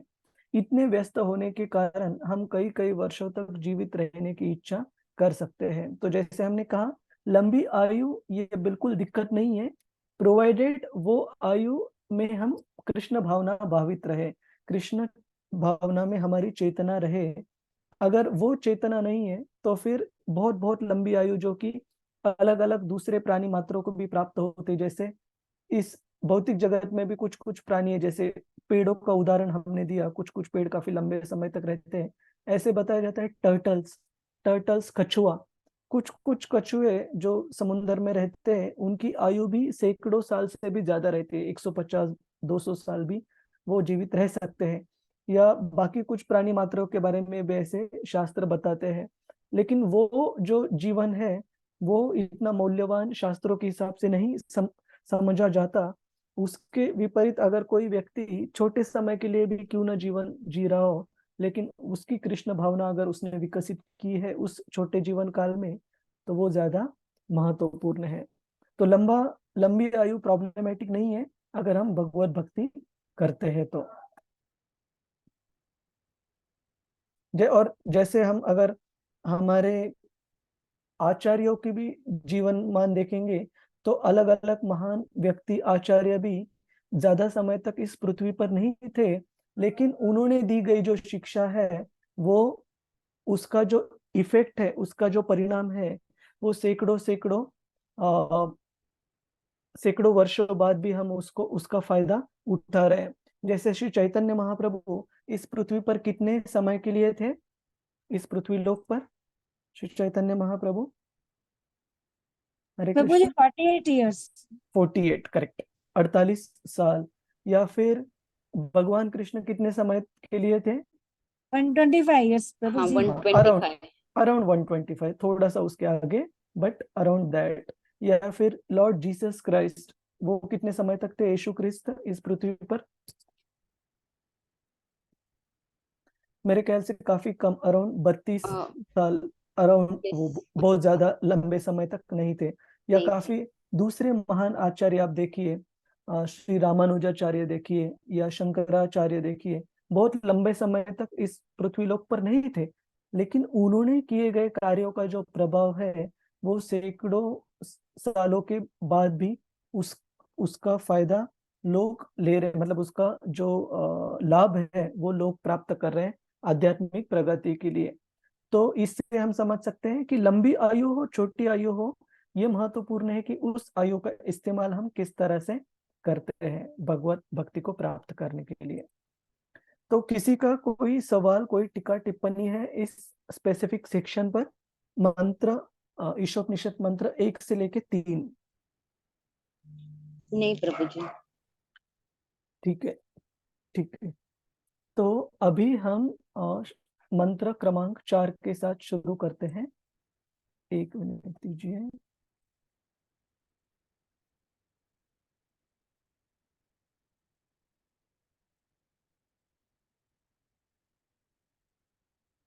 हाँ, तो इसको कृपया दोहराइएगा।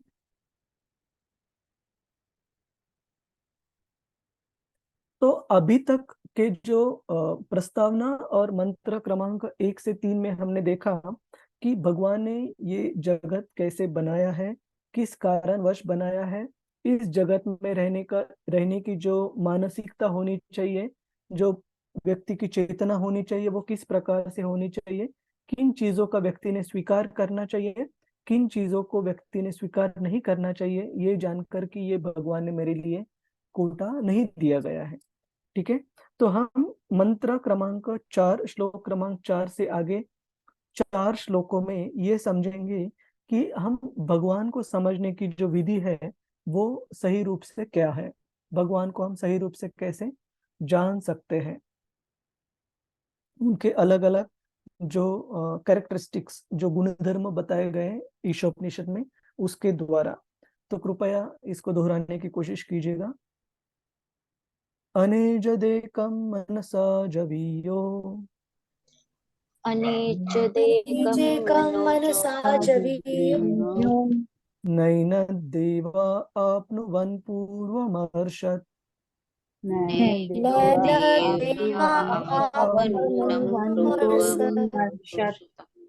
तद्धावतोऽन्यानन्तेति तिष्ठत्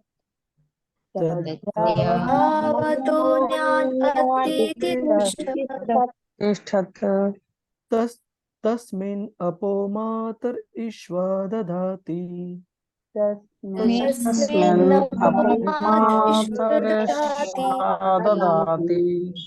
कोई भक्त इसका जो अनुवाद है अपने पुस्तिका में से पढ़ सकते हैं, हिंदी में मैं पढ़ूं अनुवाद। प्रभु जी? हाँ माता जी, वंदना माता हरे कृष्ण प्रभु जी, दंडवत प्रणाम प्रभु जी। जी, धन्यवाद। अनुवाद। अपने धाम में स्थिर रहते हुए भी भगवान मन से अधिक वेगवान हैं और अन्य समस्त दौड़ने वालों को पीछे रख सकते हैं। शक्तिशाली देवता उन तक नहीं पहुंच पाते। एक स्थान पर रहते हुए भी वे वायु तथा वर्षा की पूर्ति करने वाले देवताओं को वश में रखते हैं। वे श्रेष्ठता में सबसे आगे हैं। हरे कृष्ण। हाँ, धन्यवाद वंदना माता जी। तो यहाँ पर भगवान कृष्ण के गुण इस तरीके से बताए गए हैं जिससे कि वो पूरी तरह से सक्षम है कि वो एक जगह पर स्थित है। कभी अपना, ऐसे कहा जाता है कि भगवान कृष्ण कभी अपना भगवत धाम गोलोक वृंदावन छोड़कर भी बाहर कभी उनको आने की जरूरत नहीं पड़ती। और इस भौतिक जगत में जो भी अलग अलग अवतार है वो भगवान कृष्ण के जो विस्तारित रूप है, स्पेसिफिकली पुरुष अवतार गर्भोदक्ष विष्णु, उन्हीं से इस भौतिक जगत में आने वाले अलग अलग अवतार निर्मित होते हैं। तो ऐसे भगवान कृष्ण के बारे में कहा गया है कि वो एक जगह पर अपने निवास में स्थित है, लेकिन फिर भी वो तुरंत बिना किसी विलंब के किसी भी जगह पर उनके निर्माण में वहां पर जा सकते हैं। जैसे हम देखते हैं कि जब उनके महान भक्त गजेंद्र, जो कि उनके शुद्ध भक्त थे पिछले जन्म में भी, महाराज इंद्रद्युम्न, तो गजेंद्र हाथी के रूप में थे, लेकिन भगवान की कृपा से उनको पिछले जन्म में की गई जो भक्ति के कार्य है, जो प्रार्थना है, वो उन्होंने याद की काफी मुश्किल समय में, जब उनकी जान खतरे में थी एक मगरमच्छ द्वारा पकड़े जाने पर। तब ऐसे कहा जाता है कि भगवान विष्णु इतने जल्दी से वहां पर आए और आना चाहते थे कि जनरली विष्णु का जो वाहन है गरुड़ जी, उनके ऊपर सवार होकर वो आते हैं, लेकिन क्योंकि उनके भक्त मुश्किल में थे, दिक्कत में थे और उनके लिए प्रार्थना कर रहे थे, तुरंत वहां पर आने के लिए उन्होंने क्या किया कि खुद उड़कर आ गए और गरुड़ जी को अपने हाथ में उन्होंने पकड़ लिया कि आप रुको, अभी मैं चलता हूँ जल्दी से और आपको भी साथ में लेकर जाता हूँ। तो यहाँ पर बताया गया है कि वो पूरी तरह से सक्षम है किसी भी जगह पर इतने तेजी से आने के लिए कि जो स्पीड है, उनकी जो गति है, वो मन या वायु की गति से भी ज्यादा बताई गई है। उससे भी फास्ट भगवान कृष्ण कहीं भी तुरंत आ सकते हैं। और आ सकते हैं नहीं, लेकिन वो हर एक जगह पर अंडांतरस्थम परमाणु चयातरस्थम, जीवों में भी, और जो स्थूल मैटर को हम क्या कहते हैं हिंदी में? पदार्थ। पदार्थ। स्थूल पदार्थ के हर एक अणु में, हर एक कण में भी वो वास करते हैं परमात्मा रूप में, और कहीं पर भी वो तुरंत आ सकते हैं। और एक जगह पर स्थापित होने के बावजूद वो जो एयर एंड रेन, जो हवा है और जो वर्षा है, वो उसको भी वो नियंत्रित करते हैं अपने जो उनके एडमिनिस्ट्रेटर्स को क्या कहते हैं श्री हरि प्रिया माता जी? प्रभु जी, देवताओं को दी हुई है ये तो जिम्मेदारियां। हाँ, तो देवता जो है वो एडमिनिस्ट्रेटर्स है। एडमिनिस्ट्रेटर को हम हिंदी में क्या कह सकते हैं? व्यवस्था। व्यवस्था। सॉरी, कम अगेन करिश्मा माता जी।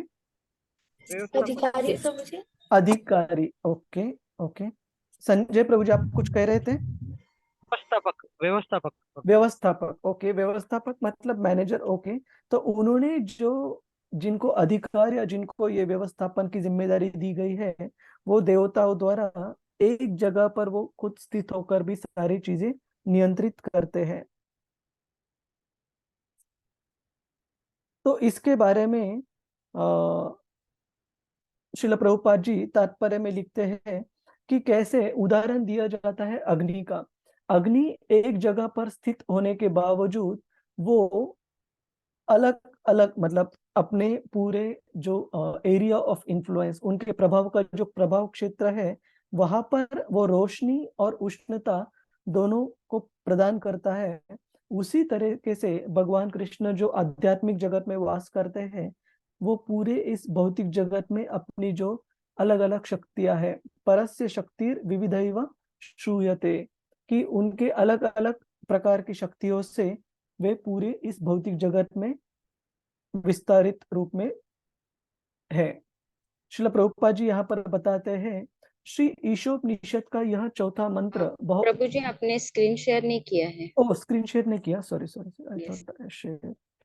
1 सेकेंड।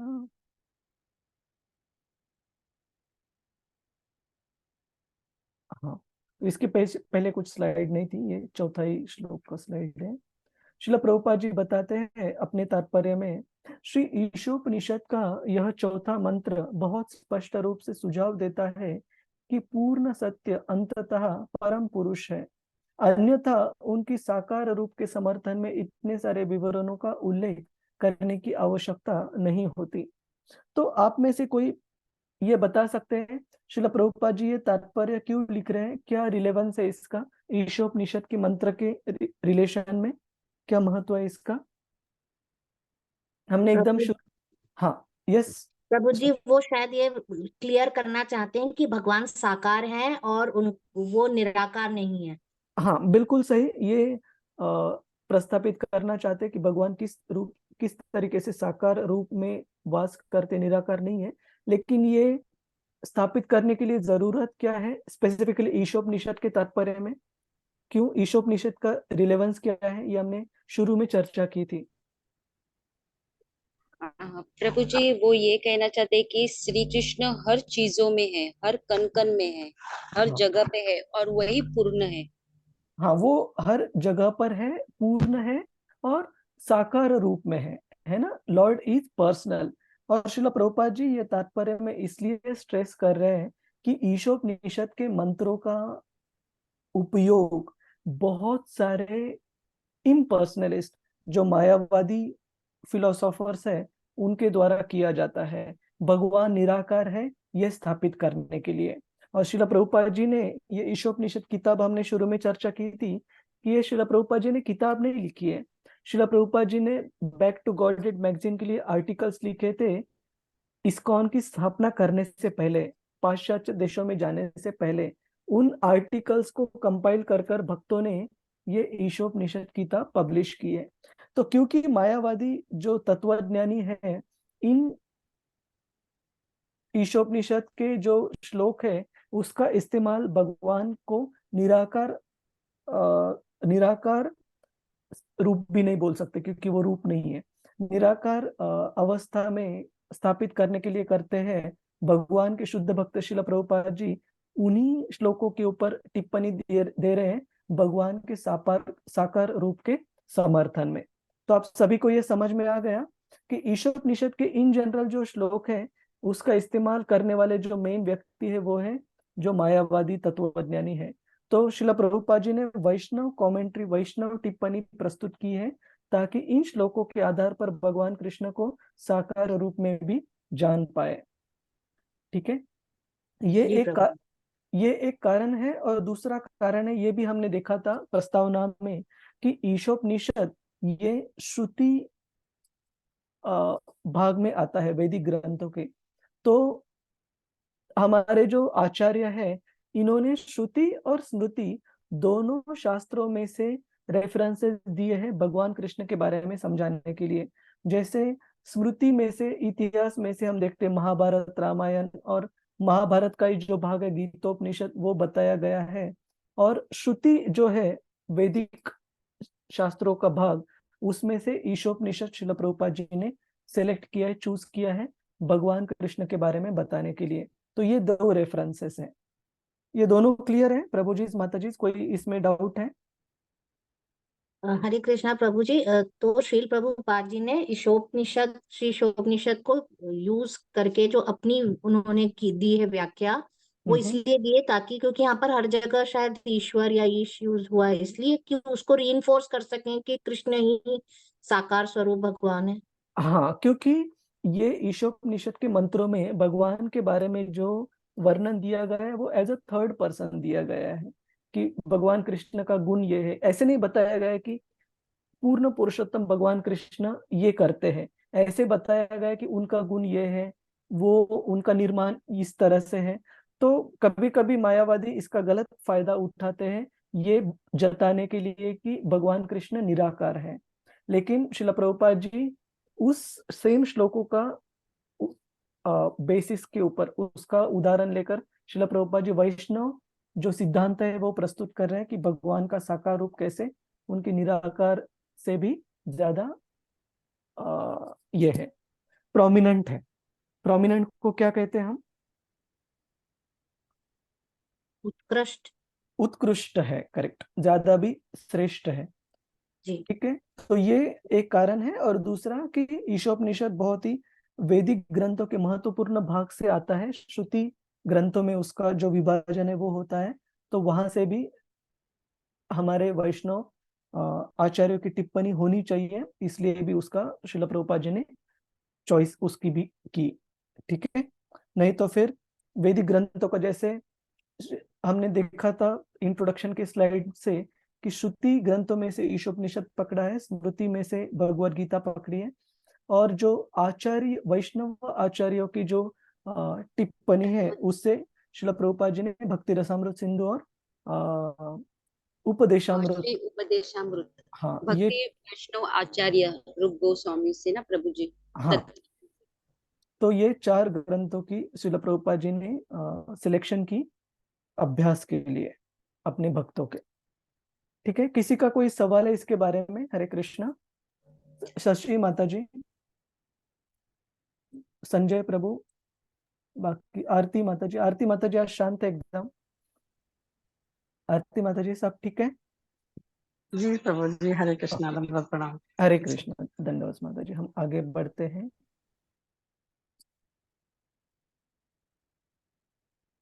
हाँ, तो इस ये उदाहरण अभी हमने देखा कि विष्णु पुराण में कैसे एनोलॉजी, तुलना दी गई है भगवान की एक अग्नि के साथ, कि अग्नि कैसे अपना प्रकाश और ऊर्जा, उष्णता, ये दोनों रिफ्लेक्ट, ये दोनों वितरित करते हैं उनके प्रभाव क्षेत्र में। उसी की तरह भगवान कृष्ण, क्योंकि वो पूर्ण पुरुषोत्तम भगवान है, पूरी इस ब्रह्मांड में अपनी शक्तियों को विस्तारित रूप में वो स्थापित करते हैं, हर जगह फैला सकते हैं। और इसके लिए श्रील प्रभुपाद जी रेफरेंस भी देते हैं। ब्रह्म संहिता के श्लोक का एक काफी महत्वपूर्ण प्रार्थना है, जो हम सुबह दर्शन आरती में भी ये प्रार्थना गाते हैं। आनंद चिन्मय रस प्रतिभाविताभिस्ताभिर्य एव निज रूपतया कलाभि गोलोक एव निवसति अखिलात्मभूतो गोविंदम आदि पुरुषम तमहम भजामि। तो यहाँ पर बताया गया है स्पेसिफिकली, जो तीसरी लाइन है उसको हाईलाइट किया गया है, गोलोक एव निवसति अखिल आत्म भूतो, कि वैसे देखा जाए तो भगवान कृष्ण एक ही जगह पर स्थित है, वास करते हैं, गोलोक वृंदावन, लेकिन ऐसे होते हुए भी पूरे ब्रह्मांड में वो अखिलात्म भूतो, अलग अलग जीवों के शरीर में परमात्मा रूप में, या फिर अलग अलग भौतिक पदार्थ के हर एक कण में, रेणु में भी वो परमात्मा रूप में वास करते हैं।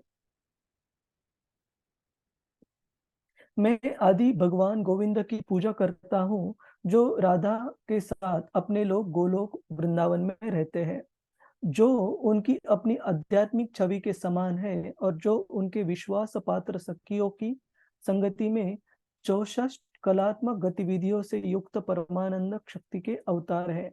उनके शारीरिक रूप के विस्तार के अवतार उनके परम आनंदमय आध्यात्मिक रस से व्याप्त और जीवित है।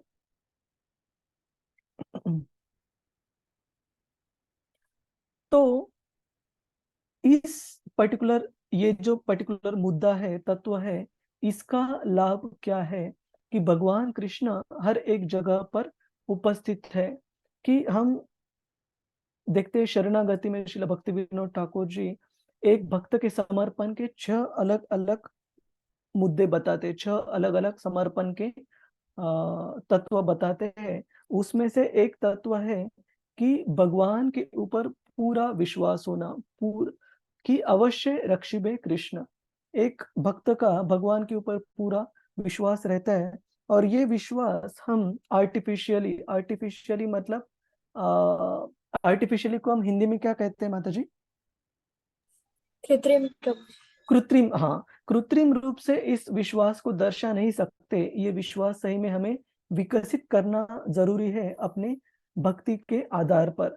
तो जहाँ जैसे यहाँ पर एक काफी सुंदर फोटो दिखाया गया है कि गोप बालक, जब उन्होंने देखा कि ये सर्प आगासुर का जो मुख है वो एक गुहा की जैसे दिख रहा था, और उस मुख से काफी उनके जो अंदर के इंटेस्टाइन्स वगैरह है उसकी बदबू भी आ रही थी, लेकिन उन्होंने कभी दूसरी बार सोचा नहीं कि इसमें प्रवेश करना चाहिए या नहीं, क्योंकि उन्होंने सोचा, उनको पूरी तरह से विश्वास था गोप बालकों को कि अगर कोई धोखा हो भी जाता है, कोई मुश्किल आ भी जाती है, तो हमारे साथ भगवान कृष्ण है, और इनके होते हुए किसी भी मुश्किल से डरने की हमें जरूरत नहीं है। तो धोखा देखते हुए भी वो पूरे विश्वास के कारण कृष्ण के ऊपर इस आगासुर के मुख में प्रवेश करते हैं। और भगवान कृष्ण जो कि जान चुके थे कि ये एक गुहा नहीं है, लेकिन एक विशाल महाकाय सर्प है, जो कि एक असुर है इस सर्प के शरीर के रूप में।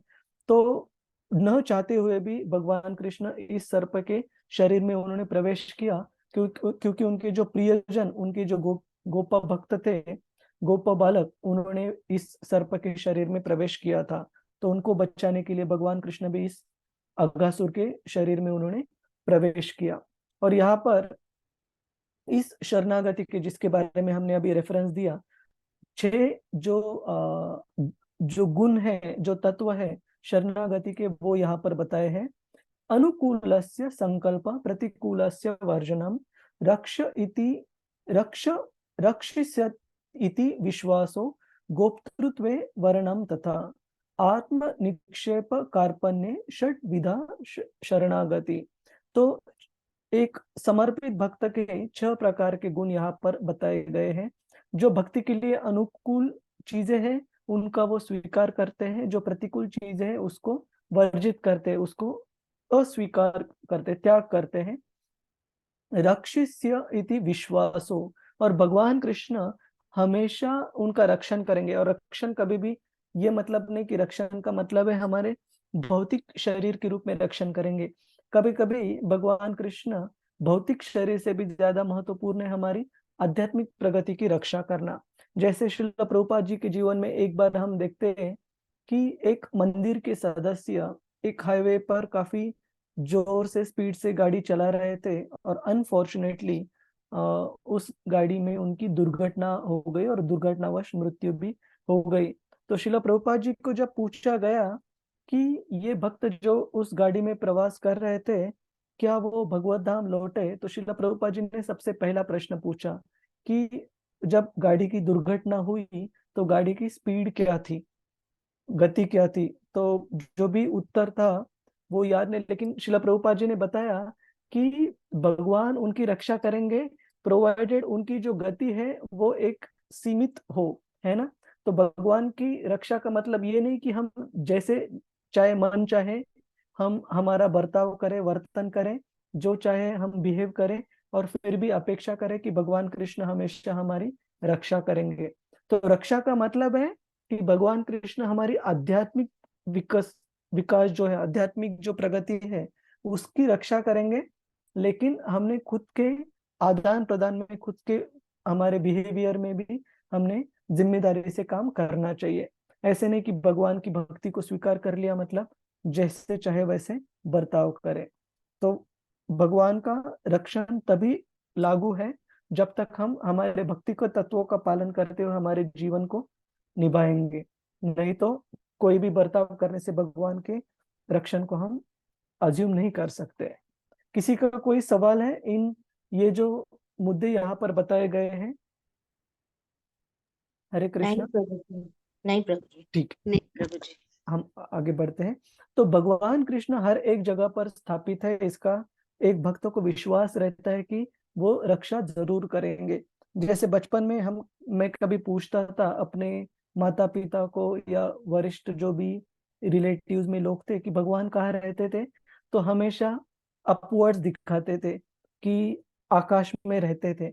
लेकिन जब बड़े होकर भक्तों के संग में आया तो पता चला कि भगवान इतने दूर नहीं है, इनफैक्ट वो सबसे पास में हमारे वास करते हैं, हमारे हृदय में वास करते हैं। एक जीव के लिए भगवान से निकट और कोई व्यक्ति नहीं है, वही हमारे सबसे हमेशा हमारे साथ देने वाले और हमारे साथ रहने वाले व्यक्ति हैं। तो अगर भगवान कृष्ण एक अंश के रूप में हमें इस पृथ्वी लोक पर रखते हैं और इस पृथ्वी लोक की सारी चीजें भी उनके ही नियंत्रण के अंदर चलती है, तो क्या हमारे जीवन में होने वाली हर एक घटनाएं पहले से तय है? काफी सारे भक्तों का यह सवाल रहता है ना? If everything is being controlled by lord Krishna, then what is the meaning of free will? Is it already fixed कि how long we will take to go back home, back to Godhead, or how much advancement we will be able to do in this particular life in Krishna consciousness? कोई उत्तर देना चाहेगा इसका? हरे कृष्णा। हर एक चीज नियंत्रित है। हरे हरे कृष्ण प्रभु जी। Yes Shashi माता जी। मेरे ख्याल से तो जो भी घटनाएं होती है सब भगवान के ऊपर ही निर्धारित होती है। जो चाहते हैं वो वही होता है।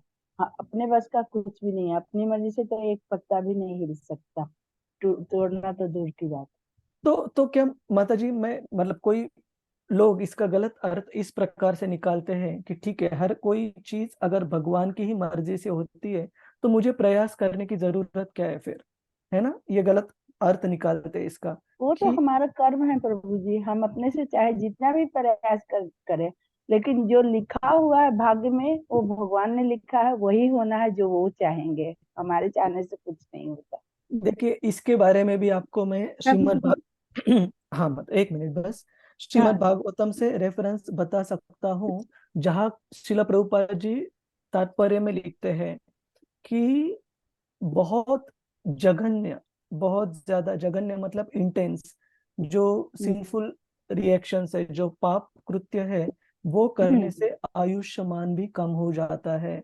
और अगर कोई भक्त भगवान की भक्ति में अगर अच्छे से भक्ति कर रहा हो और उसको भगवत धाम जाने के लिए थोड़ी सी और भक्ति में विकास प्रगति उसकी जरूरी है, तो भगवान वो आयुष काल भी बढ़ा सकते हैं, चेंज कर सकते हैं। ठीक है, तो आपने अभी जो मुद्दा बताया उससे मैं सहमत हूँ इन जनरल, लेकिन भक्तों के लिए जो भगवान की विशेष कृपा है, it is Prabhupada used to say कि प्रभुपाद जी को किन किन व्यक्ति ने पूछा कि हमारी हाथ के ऊपर जो रेखाएं है वो क्या तय करती है कि हमारे जीवन में क्या होने वाला है। तो श्रील प्रभुपाद जी ने कहा कि अगर हम भक्ति को लेंगे और भक्ति में कीर्तन में अगर हम तालियां बजाएंगे तो ये हाथ की रेखाएं भी चेंज हो जाएगी उसके अनुकूल, कि हमारी भक्ति में विकास होने के लिए, भक्ति में प्रगति होने के लिए जो अनुकूल है उसी तरीके से ये रेखाएं भी बदल जाएंगे, है ना? तो कहने का मतलब है सारी चीजें निश्चित है, लेकिन भक्तों के लिए भगवान की विशेष कृपा भी उपलब्ध है। तो धन्यवाद माता जी। तो हम बाकी भक्तों से भी एक बार यहाँ पर सुनेंगे। हरे कृष्णा। पूनम माता जी। हरे कृष्णा प्रभु जी। दंडवत प्रभु जी। इसमें यही है कि जहाँ तक मैंने समझा कि ये तो है कि भगवान ने हमारे लिए पहले से प्रस्तावित करके रखा हुआ है कि हम क्या प्राप्त कर सकते हैं, लेकिन वो हमारे प्रयास पर निर्भर रहेगा। अगर हम उसकी प्राप्ति के लिए कोशिश करते हैं तो वो हमें अवश्य मिलेगी। और यदि हम अपने भाग्य पे ही बैठे रहें कि हमें हमारी किस्मत में ये लिखा हुआ है, तो और कुछ कर्म ना करें, उसके लिए कोई कोशिश ना करें, तो वो हमें प्राप्त नहीं हो सकता। सही बात है। और एक और श्रील प्रभुपाद जी के तात्पर्य में से स्टेटमेंट मुझे याद आया, जो वो भगवत गीता में लिखते हैं कि God helps those who help themselves. इसका मतलब केवल भगवान ने सारी चीजें निश्चित करके हमें ऐसे ही मैकेनिकली छोड़ नहीं दिया है। भगवान कृष्ण अपेक्षा करते हैं कि भक्ति में कार्य करो, भक्ति में सेवा करो, तब चीजों के लिए मैं खुद मदद करूंगा। आप एक स्टेप ले लो, भगवान कृष्ण 10 स्टेप्स ले लेंगे हमें भक्ति में मदद करने के लिए। लेकिन वो प्रयास करना बहुत बहुत महत्वपूर्ण है। ऐसे नहीं कि सब कुछ भगवान पर छोड़ दिया और प्रयास बिल्कुल नहीं किया।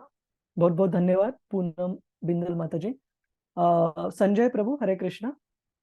हरे कृष्णा प्रभु जी। दंडवत प्रणाम प्रभु जी। मैंने वो जो अभी शशि माता जी जैसे कह रही थी भगवान के अनुसार ही सब कुछ होता है, तो उसमें एक मैं भागवतम का एक कहानी याद आया, जिसमें कौन ऋषि उनको बोलते हैं कि आप काला घोड़ा लेके जाएंगे, आगे फ्यूचर बताते हैं उनका कि आगे आप वो जाएंगे शिकार खेलने तो काला घोड़ा लेके जाएंगे तो आप ऐसे होगा।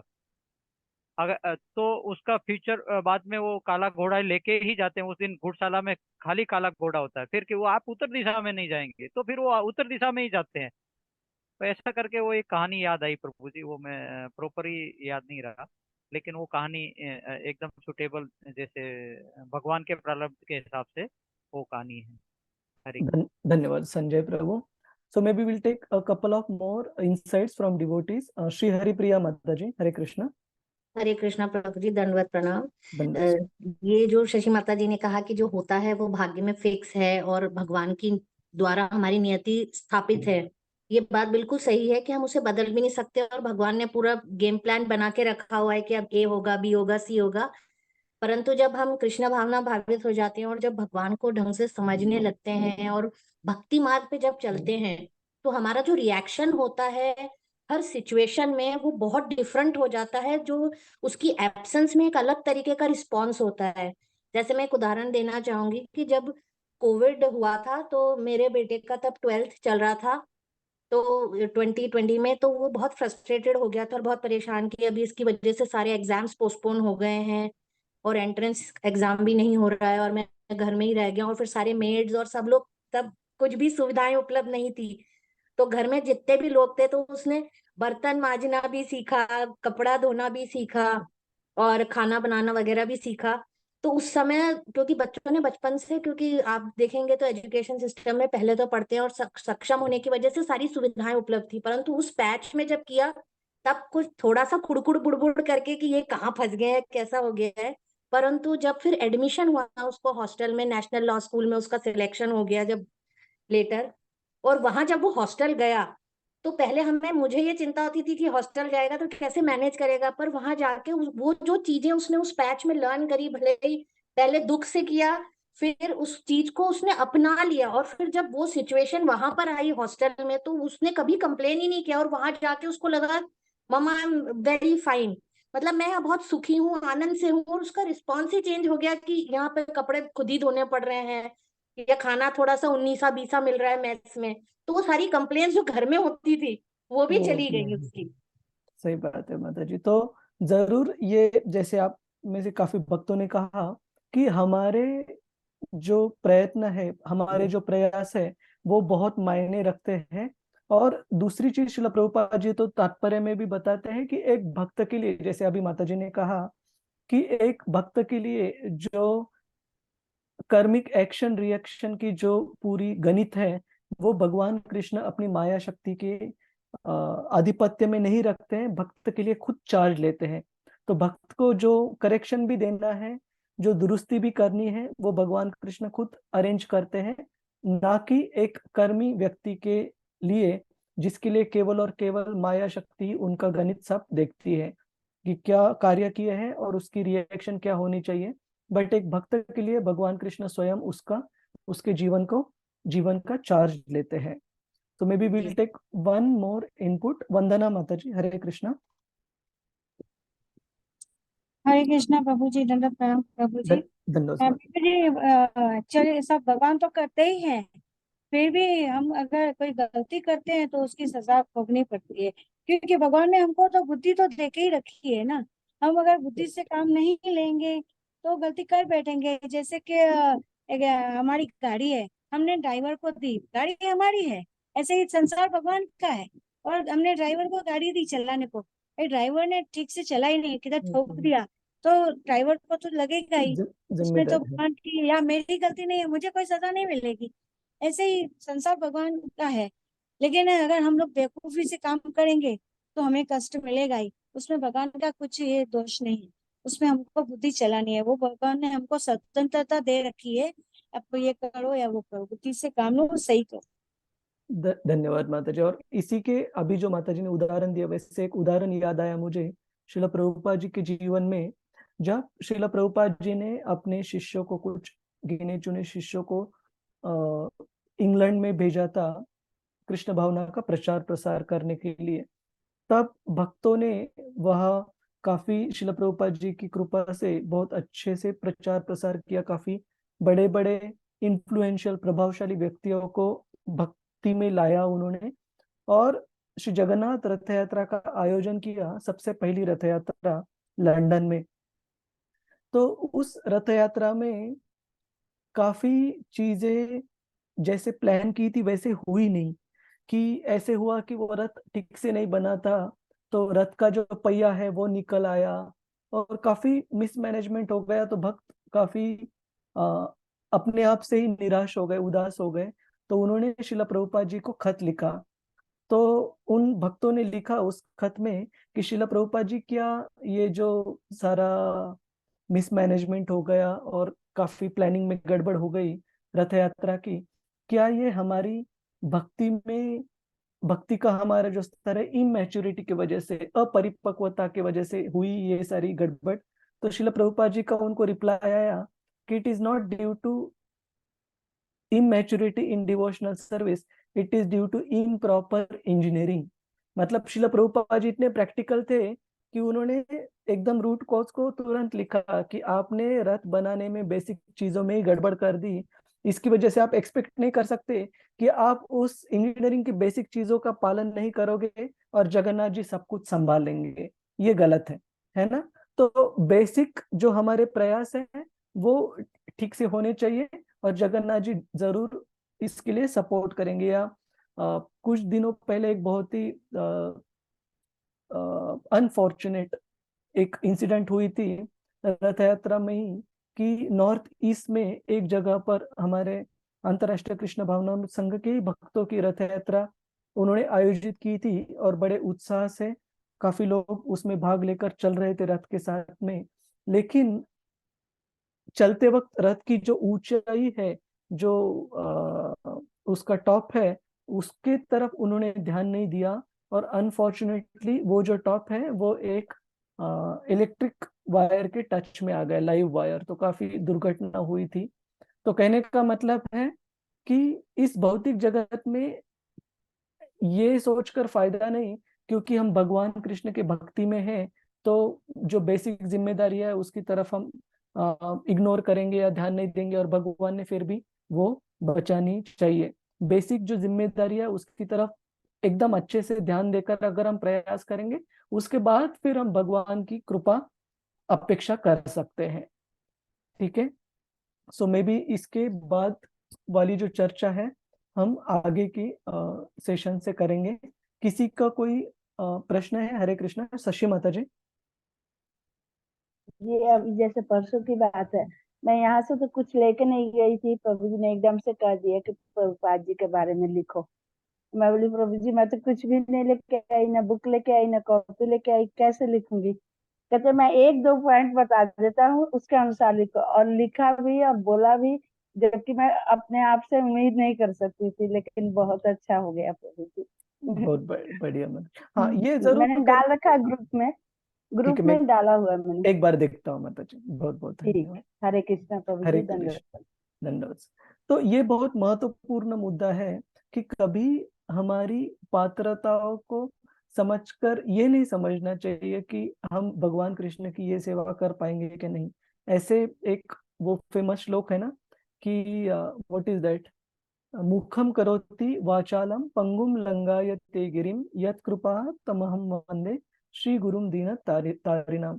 कि अगर गुरु की कृपा होगी, वरिष्ठ वैष्णव की कृपा होगी, तो मुखम करोति वाचालम, कि एक गूंगा व्यक्ति भी जो बोलना नहीं जानता वो भी सुंदर कविता कह सकता है भगवान कृष्ण की स्तुति में। या पंगुम लंगायते गिरिम, एक लंगड़ा व्यक्ति जिसमें चलने की क्षमता नहीं है, वो भी बड़े बड़े माउंटेन्स वो क्रॉस कर सकता है भगवान कृष्ण की सेवा में, अगर वैष्णवों की, गुरु की कृपा होगी। यत कृपा तमहम वंदे श्री गुरु दीन तारिणम। तो ऐसे पतित और दीन जीवों के जो तारिणा, मतलब उनको बचाने वाले जो गुरु है, उनको हम प्रणाम अर्पण करते हैं। तो बहुत सही, बहुत बढ़िया शशि माता जी। हरे कृष्ण। हरे कृष्णा प्रभु जी। प्रभु जी बस मुझे एक छोटा सा पॉइंट ऐड करना है कि जब हम हाँ, कहते हैं कि हमें फ्री विल मिला है और फिर भी इस भगवान की बनाई हुए जो भी जगत में नियति है उसको हम बदल तो सकते नहीं, फिर फ्री विल का क्या फायदा है? जैसे जो प्रश्न आप पूछ रहे थे उसमें बस उसका उत्तर यही है कि फ्री विल का मतलब यही है कि संकट तो सबके जीवन में आएंगे क्योंकि दुखालय अशाश्वतम है, परंतु हमें वो फ्री विल मिला है कि हम भगवान के सम्मुख खड़े हो जाएं या भगवान की तरफ पीठ करके चले जाएं। जैसे जैसे आपको मुसीबतें आई हैं आपको चॉइस मिलती है कि आप और शरणागति करें, भक्ति करें और ज्यादा भगवान की कृपा के पात्र बने।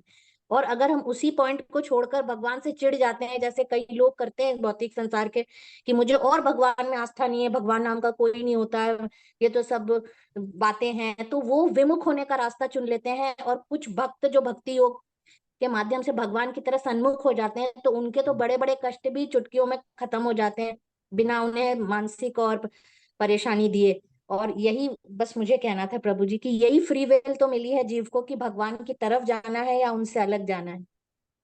ये बिल्कुल सही बात कही माता जी ने कि और ये जो छोटी सी स्वतंत्रता है जो भगवान हमें प्रदान करते हैं, ये केवल अभी नहीं, ऐसे कहा जाता है कि अगर कोई व्यक्ति शुद्ध भक्त की अवस्था को भी प्राप्त कर ले, शुद्ध भक्ति की अवस्था को भी प्राप्त कर ले, भगवत धाम जाने तक हमें ये अलग हर एक कार्य में, और जाने तक नहीं, जाने के बाद भी, जब हम एक जीव के लिए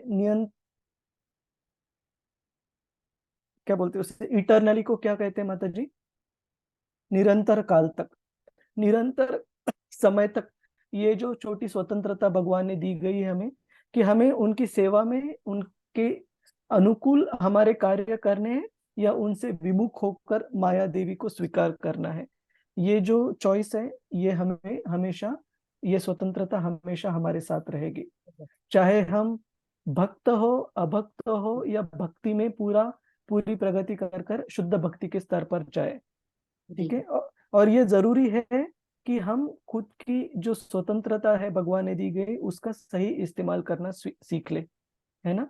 क्योंकि वो अगर नहीं सीखेंगे तो भगवान ने दी गई सारी उपलब्धियां होने के बावजूद भी हम हमारा गंतव्य स्थान प्राप्त नहीं कर पाएंगे अगर हम हमारी स्वतंत्रता को ठीक से इस्तेमाल नहीं करते तो। ठीक है, जी तो हरे कृष्ण। तो इसके साथ हम आज की चर्चा को यहाँ पर कंक्लूड करते हैं।